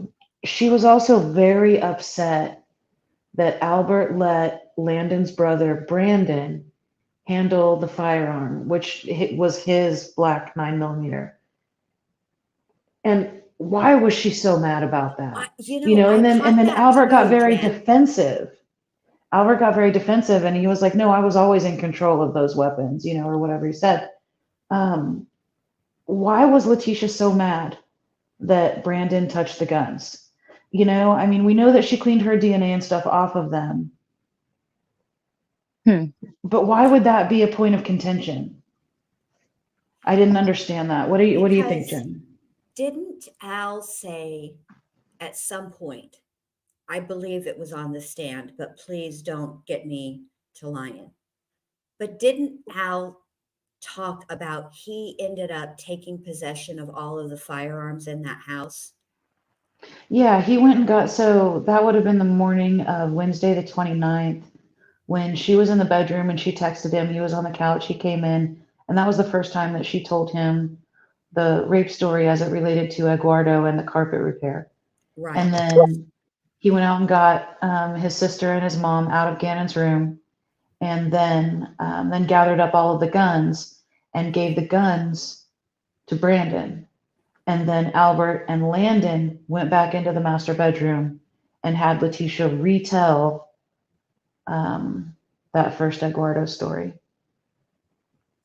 Okay. So I am kind of wondering if perhaps she was angry about that because she had done exactly what you said she did, which was to clean her DNA and fingerprints off of that gun. And the only other fingerprints that would be on that gun then again would be Albert's and Brandon's. And maybe she intended to set Albert up. She did say something later on, right, to the media about, or was it to a YouTuber, about that Al should be charged with manslaughter. Remember? Right. And then we also had the neighbor saying that she saw him at the table loading a gun, Right. which, Leticia was right there. So Leticia could have worked him up over something, and then he's loading the gun, and then that gets his fingerprints on it.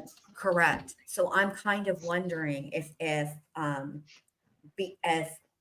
Al letting Brandon handle the guns foiled any type of potential setup that she was considering. Yeah, I think you're right, because why I just can't figure out any other reason why she would be so upset that Brandon touched the guns. Yeah, I mean, it doesn't make any sense. Why would you? Right. I mean, Yeah, and I was wondering that today too, first of all, why did she want to be back with him so badly? And part of me was wondering today, did she want to get back, did she want to be there with him so that she could continue setting him up? I think so. I think there Because were a lot of things going on. I don't think that any of Letitia's intentions to get back with Al were because she was butt crazy in love with him and wanted to be back with him. I'll say definitely that. not. She Definitely was not. desperate. She I was think it was, desperate.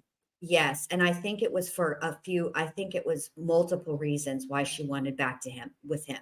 First and foremost, I think she wanted back with him because she wanted to be able to um, keep an eye on the investigation. And Right. as Gannon's father, anything that they uncovered, they would be telling, if they were going to tell anybody, they would be telling Al, right? And Landon, but Landon's not fixing to tell Leticia, but Al would. So I think she wanted to keep close to the investigation and find out what they were doing. Secondly, I think that one of her constant and continued grievances about Al is the optics of them not being together, how it looked. It looked as if Right. he was thinking the things that he also agreed with some of the theories that were going around on social media at that time, which was that Leticia did something, right? Hmm. But I also think that at some point in all of this, and maybe who knows when she came up with it, but at some point she came up with, I can't quite blame. That's why I think that the video footage of Gannon leaving and coming back was so important to her, because I think that she intended to set him up in some type of way. I do. I think Yeah. she what she wanted to make it appear as is if um, he did run away, right? Gannon did run away. Then he came back. But by the time Gannon came back, right, Al was already there. And Al was so livid with Gannon for running away and making him come back from work. And plus, there was the whole, candle situation and all the things, right? That Al got out of control. Because if you notice, every time she describes that candle incident, and this is, I've been for the whole time, you guys, the girls know this, and I think you all do too. um that candle incident is very, very important. I can never figure out how exactly it is important, but it is the one story Leticia tells with a fair bit of consistency over anything else, any of the other stories. She even changes details mid story with Eduardo, with Quincy, then he becomes Quinguardo, and you guys were there, So there is something about that candle incident that is important. Oh And yeah, agree. yeah, and the way that she tells it, particularly the part about the whole reason she was freaked the heck out is because Al was going to flip his lid. That's what I think. Okay, you guys. Patricia says this. She wanted me to.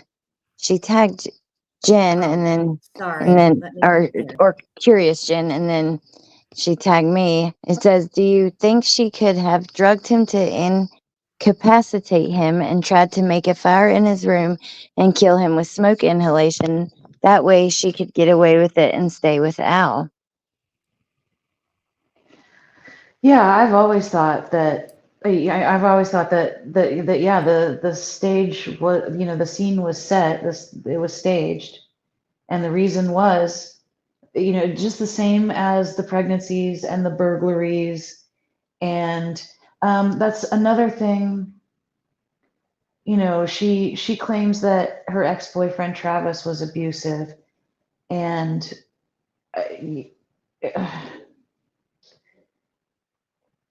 I mean that's what I personally think happened. I think that she was setting up the fire. Now I don't know if her intention was to kill him, but her intention was for it to be dramatic and traumatic, Mhm. and for her to be the hero, and for Albert to come home, and it was going to be that dramatic thing that brings them back together. Yes. Just But where did it go wrong, you guys? Like, Well, I think where it went wrong is Leticia is not as smart as Leticia thinks she is. yeah. And I Well, and think that the fire didn't do what it was supposed to do. And I think that part of the drugging of Gannon that night was in an effort potentially to sort of, for lack of a better word, erase his memory. And but what she ended up doing was, I think when Gannon's, I think that she continued to give him hydrocodone, and I think he started to show signs on that trip to Petco of hydrocodone intoxication. And then I think that's when, and also they probably were talking about what had happened the night before. And I think that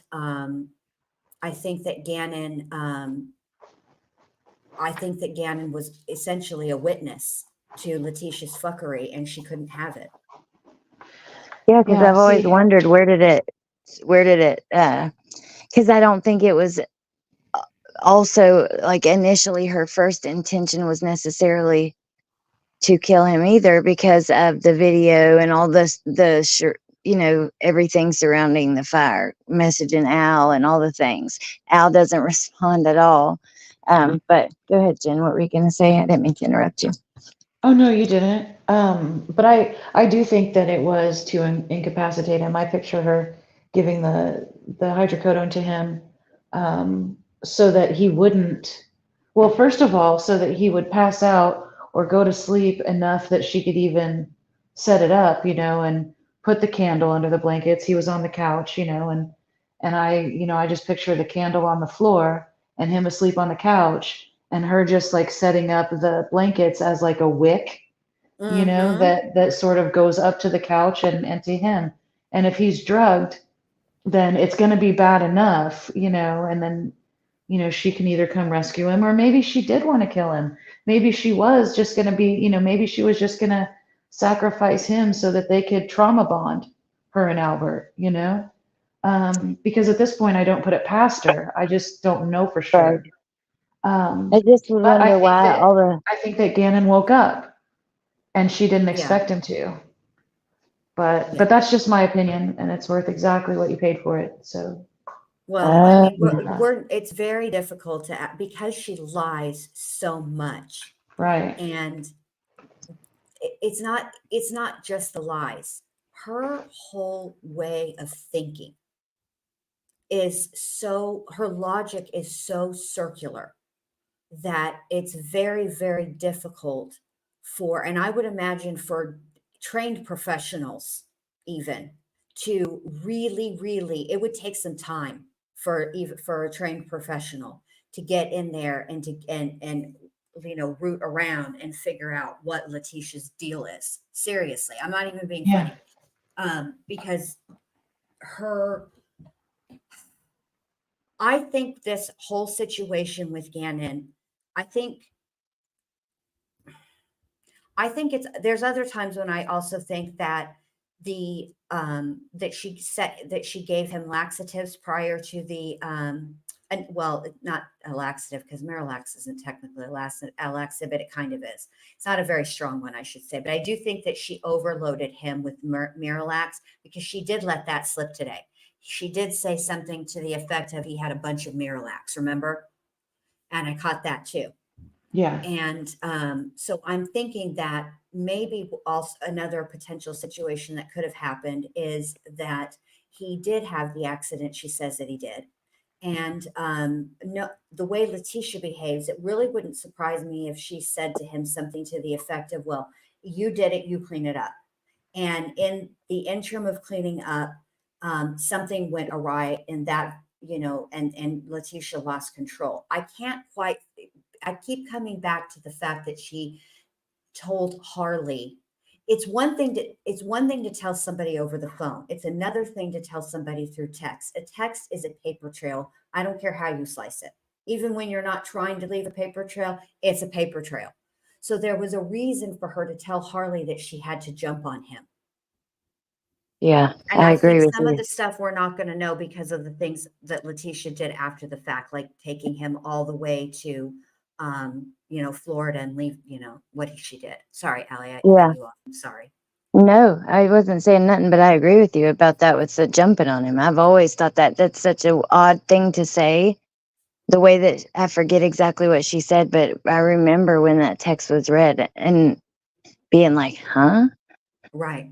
And I will say this, when Gannon was found and taken for autopsy, because of the state that he was in, I would imagine that he was x-rayed.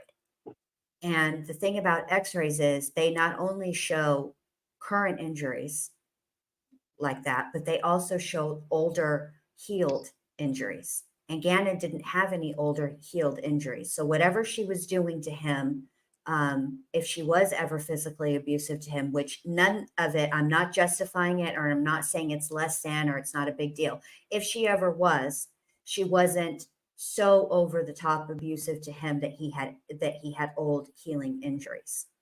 Right. So at least he wasn't chronically physically abused. Unfortunately, he was chronically emotionally abused, and sometimes that can be worse.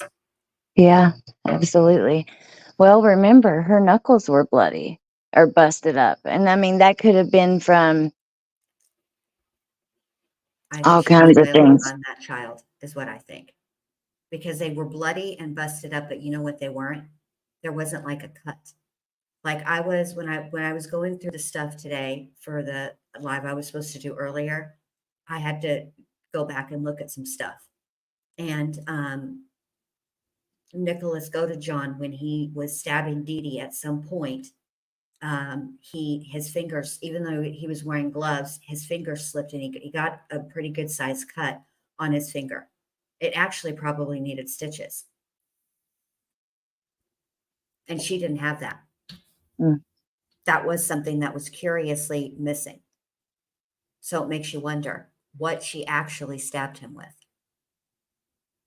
Because it says sharp force injuries, that we all are assuming that it's an actual knife. It could have been something else.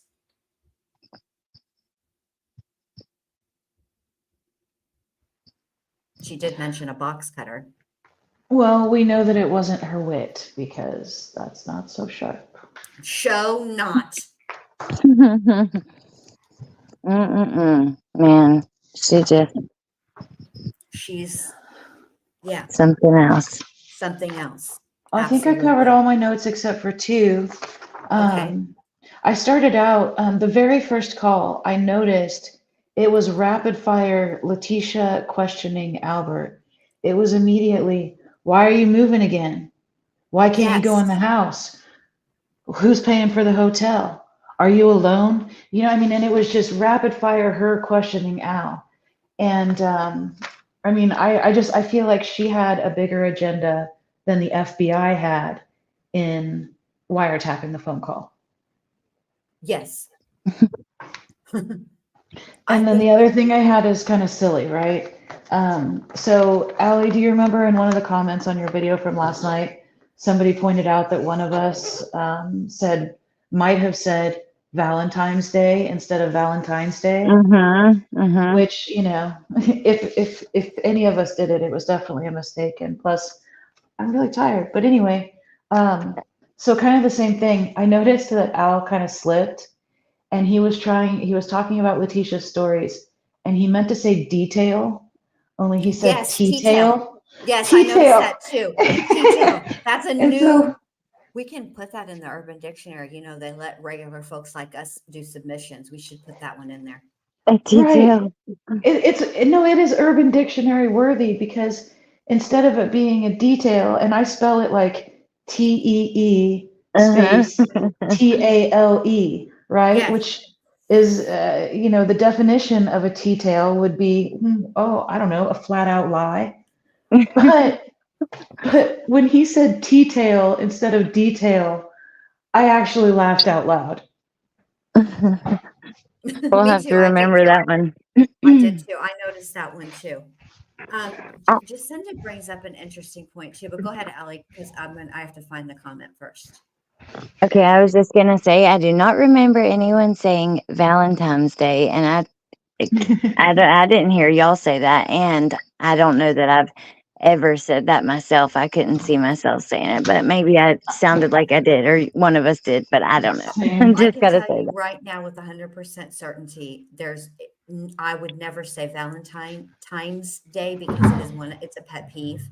Yeah, Because Me there's too. clearly an N in there. And so I didn't say it, but it probably I was don't see somebody, myself probably, either. yeah, I think it was just a misspeak or a misheard, honestly. Did Um, Leticia say it? I mean, I don't know. Sounds like something she'd say. there were a couple of times when Al and Leticia were saying Valentine's Day that it did sound like Valentine's Day, the way they were saying it a little bit. But Yeah. but then they would say Valentine's with an N. So I feel like it's probably just a miss here. But I will Yeah. say this, Yeah. there are little details again that Leticia leaks out, she spills. And she Yeah. does mention a box cutter that she cut she says Daniel cut his foot on. And so Hmm. I believe that it is in an effort to explain if they do find, I'm sure she cleaned it quite well. Probably not in the dishwasher, or if she did use the dishwasher, she took it out. I don't know why she left all that other stuff, but thank God she did. But anyway, it's in an effort to find it. You know what, they ask her and she sort of dances around it, but she never really says what she did with her clothes.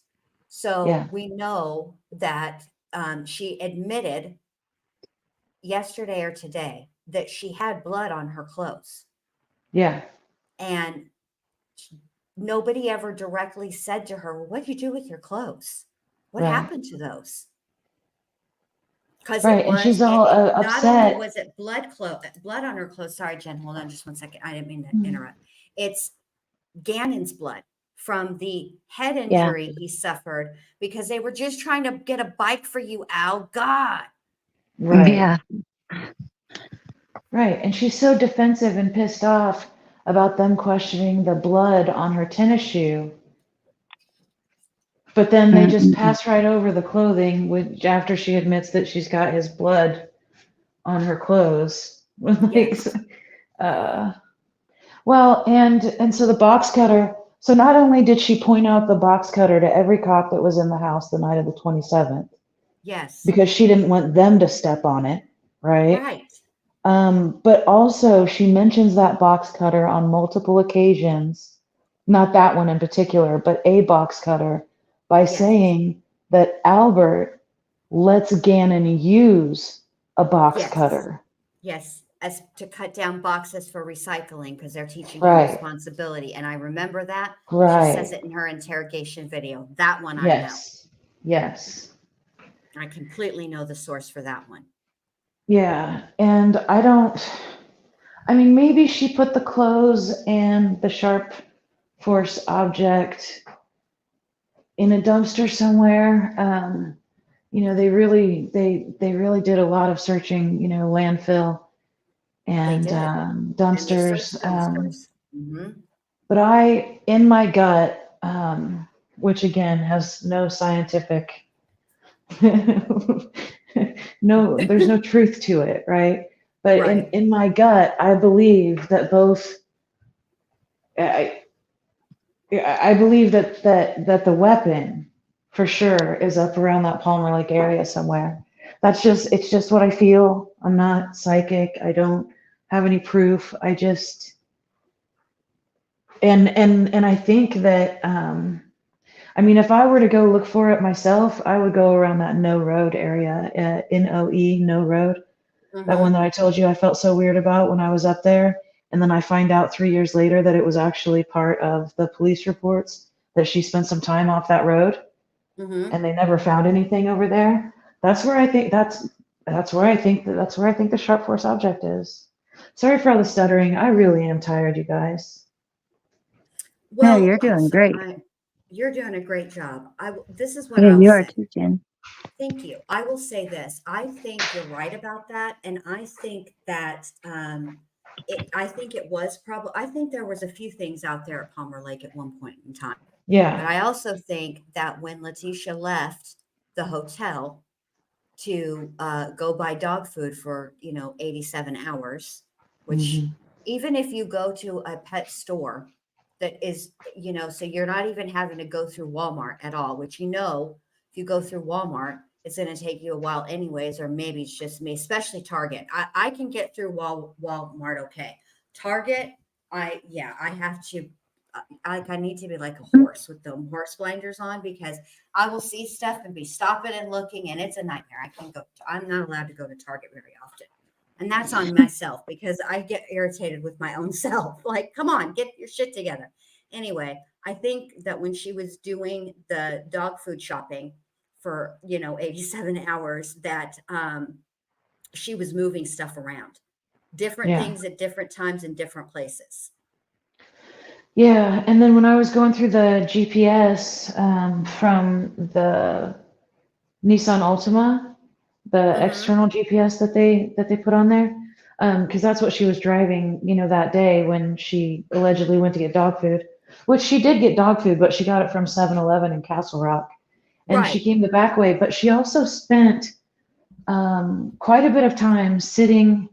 The car was parked. The car was not moving, and the place that she was parked was a place called Dream Jeep Rentals. And it's over there off Corporate Drive, which I used to actually work on Corporate Drive. I mean, it was more than a decade ago, but I know the area really well. And just a little walk to the west of where she was parked, where that Nissan was parked. And I have to go back and look, but I think it was parked there for almost half an hour. Just a little bit west of that, there's a pretty popular walking trail. And on the other side of that walking trail is a pretty good sized stream. Mm-hmm. And it's surrounded by woods, and then it's got kind of, you can walk all the way to the water. Um, so I also thought about that area as How well. long is the walk? Oh, From it's like, if I was going to go to my neighbor's house. okay. Wow. Yeah, I mean, you would be amazed, even if it was longer than that, even if it was like 4 or 5 neighbor houses.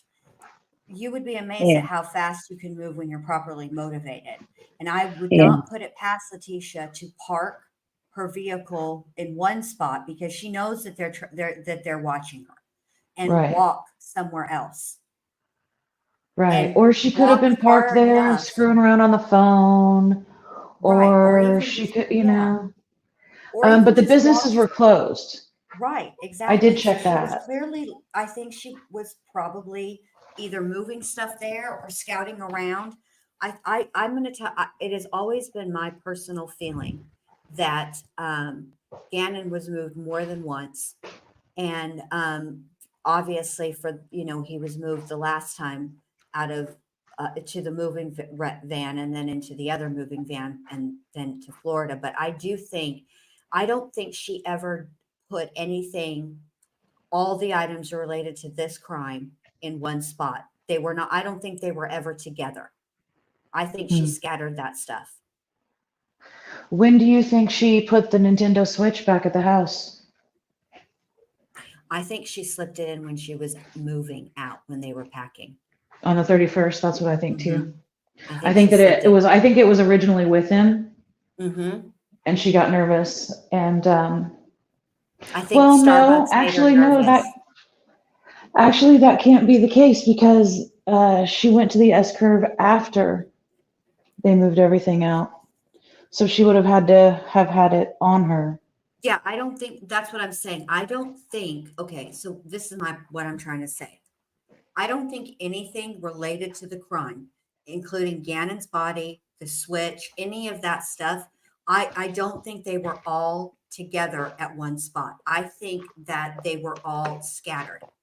And Yeah. I think that when they went to Starbucks and found out that they were going to be subpoenaing Nintendo to get whatever data they could get from the Switch, that's when I think Leticia panicked because she, it's not like a cell phone where you put a cell phone in airplane mode or hell, you just turn it off and it quits collecting data. I don't think she knows how those things work.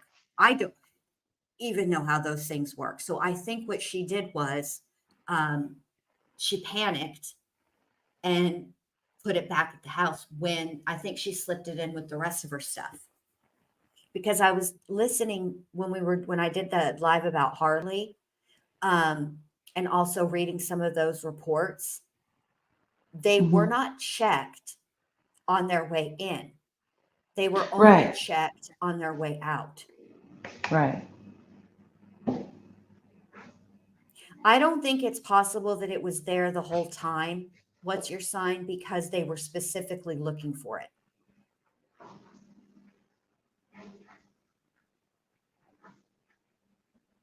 Well, but at the same time, they didn't find the damn cigarette wrap or the Swisher Sweets wrapper until, weeks later. It's true. It's true. It's true. I mean, it is possible it was there the whole time. And it could have been in her plan to use that to set somebody else up. Correct. And her plan can change, on a dime. And I did remember something we were talking about last night that I couldn't remember last night. I was trying to think of an example where she had told a lie and then more came out later that proved that, the lie that she told to cover up the lie was, also a lie. And the example was when it came out in the probable cause affidavit that she had lied to her employer and said that her stepfather had been hit and killed by a vehicle over the weekend. Right. In her jail calls to family members after that came out, when Leticia's excuse was that Angel had spent the night on Sunday night and she was texting her boss, but accidentally texted Leticia's boss. I mean, like, it was a terrible lie. It Yeah, was a like terrible lie. it's a worse than any lie a kid could come up with. When your kid, Right. And every once in a while, your kid will come up with a lie that you're like, really? right. And this You woman want to try didn't that spend the again? night. Right. This woman didn't spend the night Sunday night. Um, but what made me think about it was part of the phone calls that we listened to this morning. When she's talking about putting the beds together because Gannon was going to have a friend stay over on Sunday night. And she was just trying to be the cool mom who was going to take an opportunity to do something cool and let him have a friend stay over on a school night. And then, oh, what friend was it? Was it Braden? She didn't know what friend it was, and she didn't know why the kid didn't spend the night. But that's why they put the beds together. Okay. That whole spend the night, that whole situation makes no sense either because Right. he's so sick Sunday that he doesn't go to school the next day, right? But you also let him go out and play. Listen, Mm-hmm. I can be a laid back mama, but one thing I don't play with is when kids are sick, like legitimately sick. And if you are too sick to go to school, you're too sick to go play at your friend's house. And that's just, and I actually think that Leticia is probably like that too. But for whatever, but this was a convenient thing for her to say, well, that's how she, decided. Yeah. Yeah, but that whole, Gannon was supposed to have a friend spend the night Sunday night, and then she lied to her family and said that she had a friend spend the night Sunday night, and that the friend is the one who was texting her boss and accidentally texted Leticia's boss. Right. Like, my God. She's so ridiculous. Just absolutely, completely, and totally ridiculous. None of her, I mean, this is why I had that reaction today. All those thoughts that that there's all kinds of thoughts going on in Leticia's head at any given moment, but particularly in a situation like this. And these are the thoughts that made it out. These are the thoughts that she thought are Right. the best to go with, the ones that make literally no sense. Right. Absolutely no sense. None.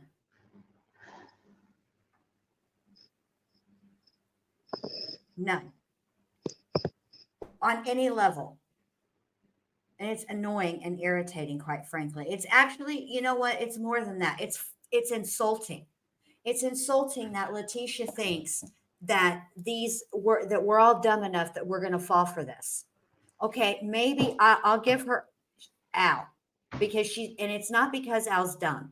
I think part of Al's coping mechanism and strategy for dealing with Leticia is to pick your battles. And because it's Leticia and we've all met her and see how she behaves, right? He doesn't nitpick too much or really call her out. Again, he picks his battles. So she interprets that as she's getting one over on him because she is the smartest woman alive.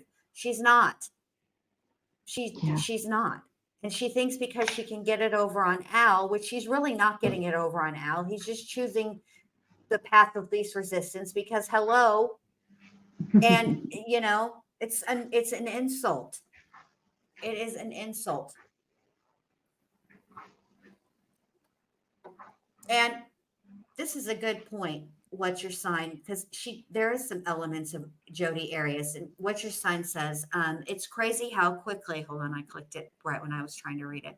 It's crazy how quickly the lies spun out of control. Even Jodi Arias spaced her outlandish lies out until the last one was disproven. LOL.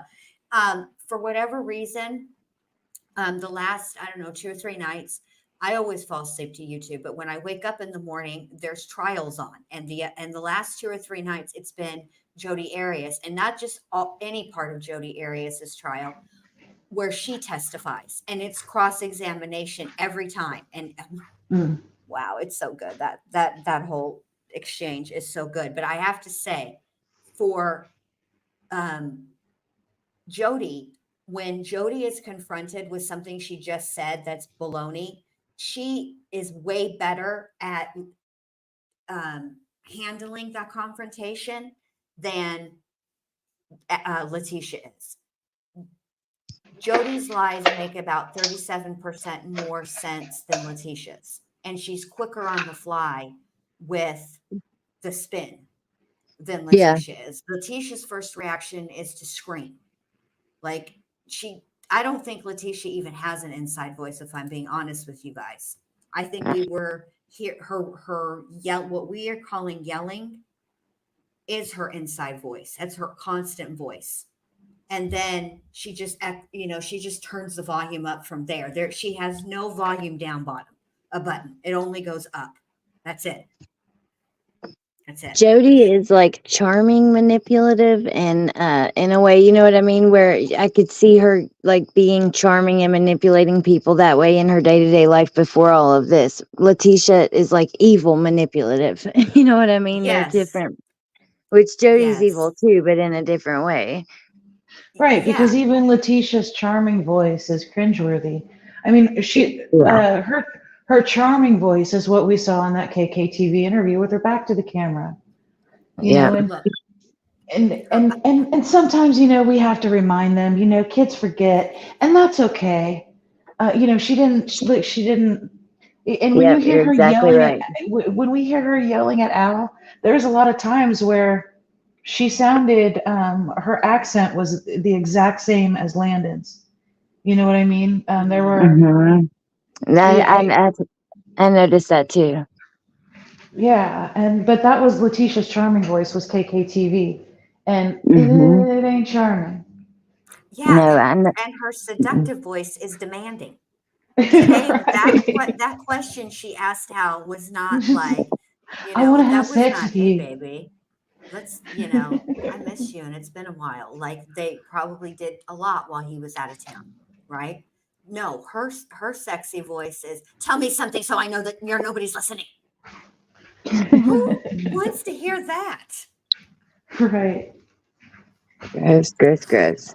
And he skipped right over it. Like, Sure like, did. do you think he's horny? He's a wreck. Well, Right. I Yeah, mean, no doubt. at the same time, he was accused of a whole lot of cheating at that time by the whole internet, not just Leticia. And Yeah, maybe, but yeah, but still, even still, in that moment, once Gannon went missing, and I cannot imagine how long that flight from Oklahoma must have felt like, Yeah. and I don't think that he ever, his anxiety level, his, you know, thought process, all of that. I don't think I don't know if it stopped now.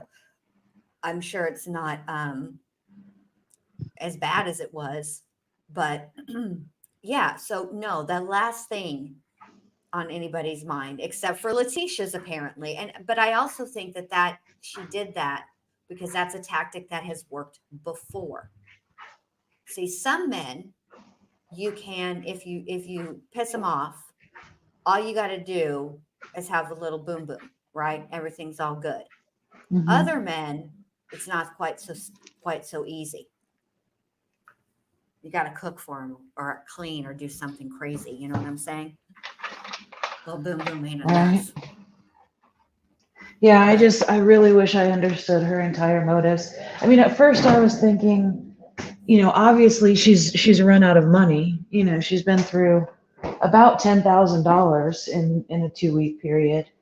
Um, Meanwhile, saying that people from church are going to burn in hell because they didn't even offer her a meal.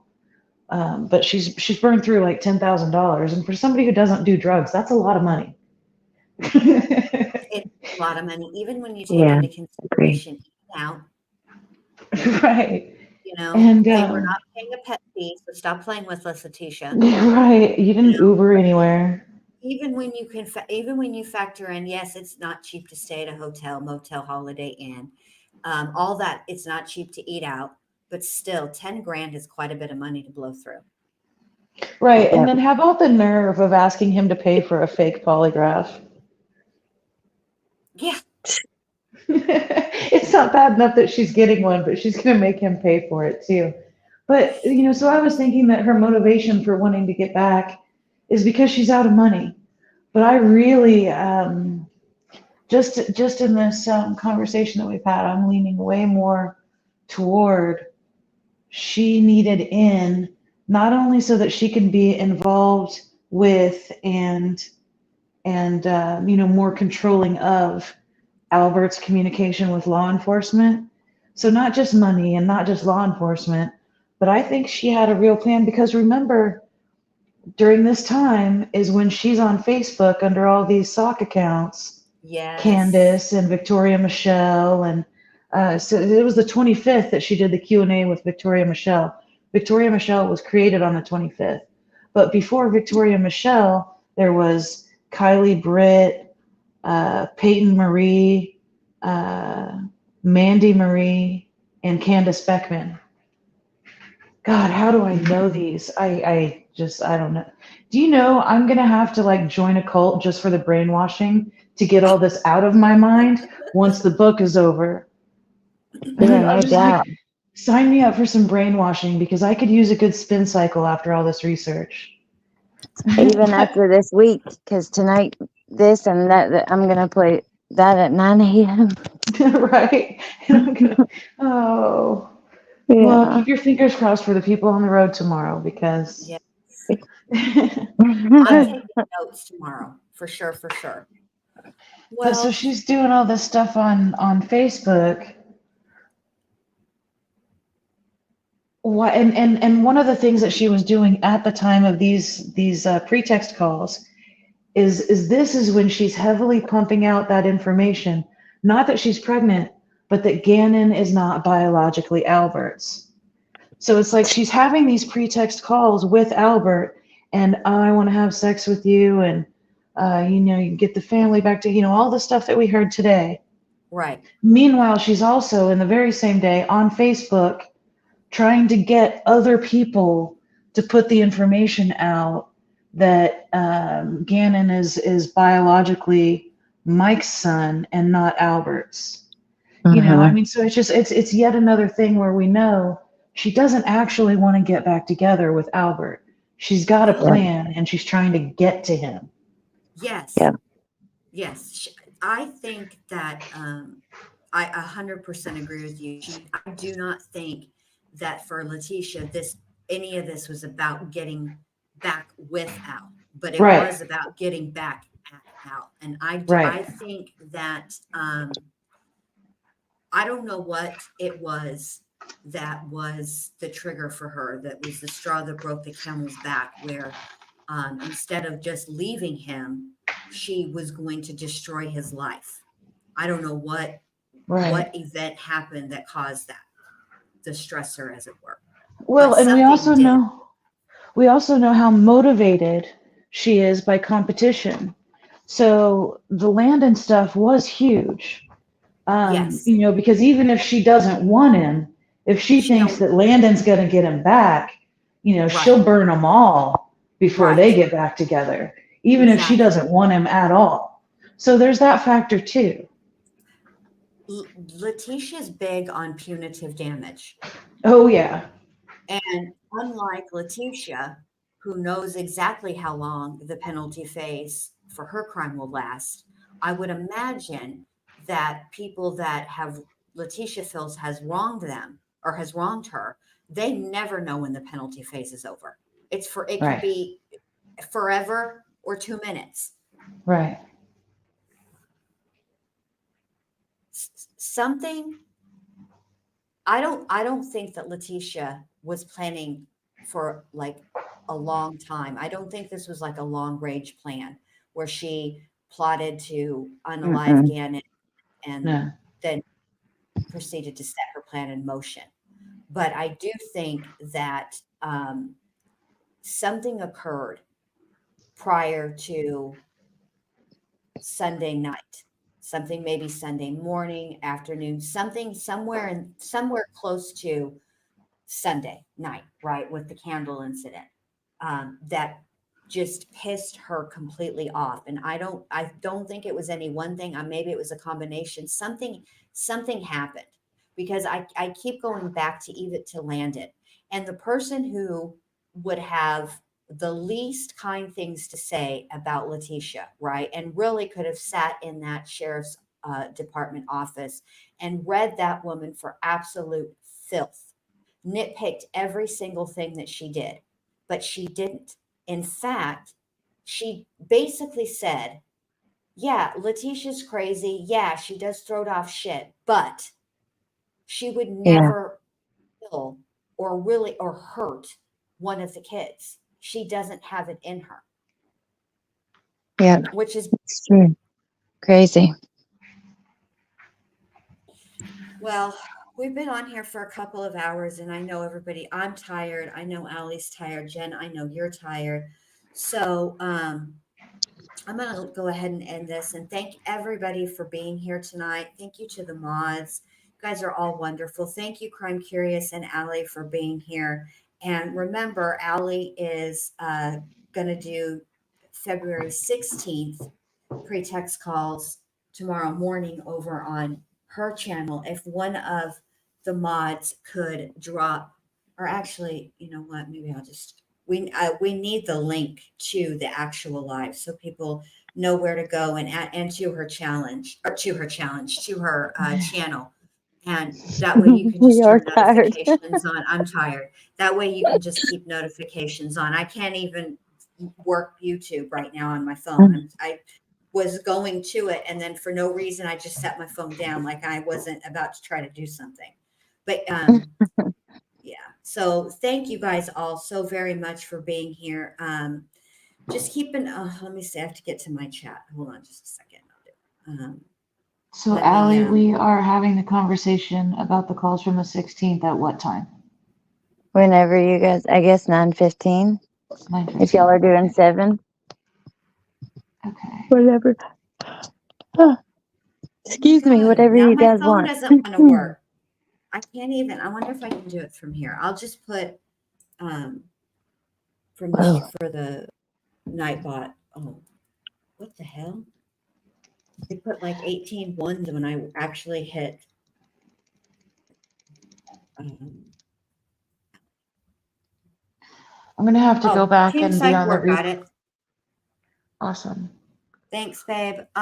So there it is. There's Allie's channel. That's where we'll be tomorrow Thank you. morning, listening to more yelling and lies.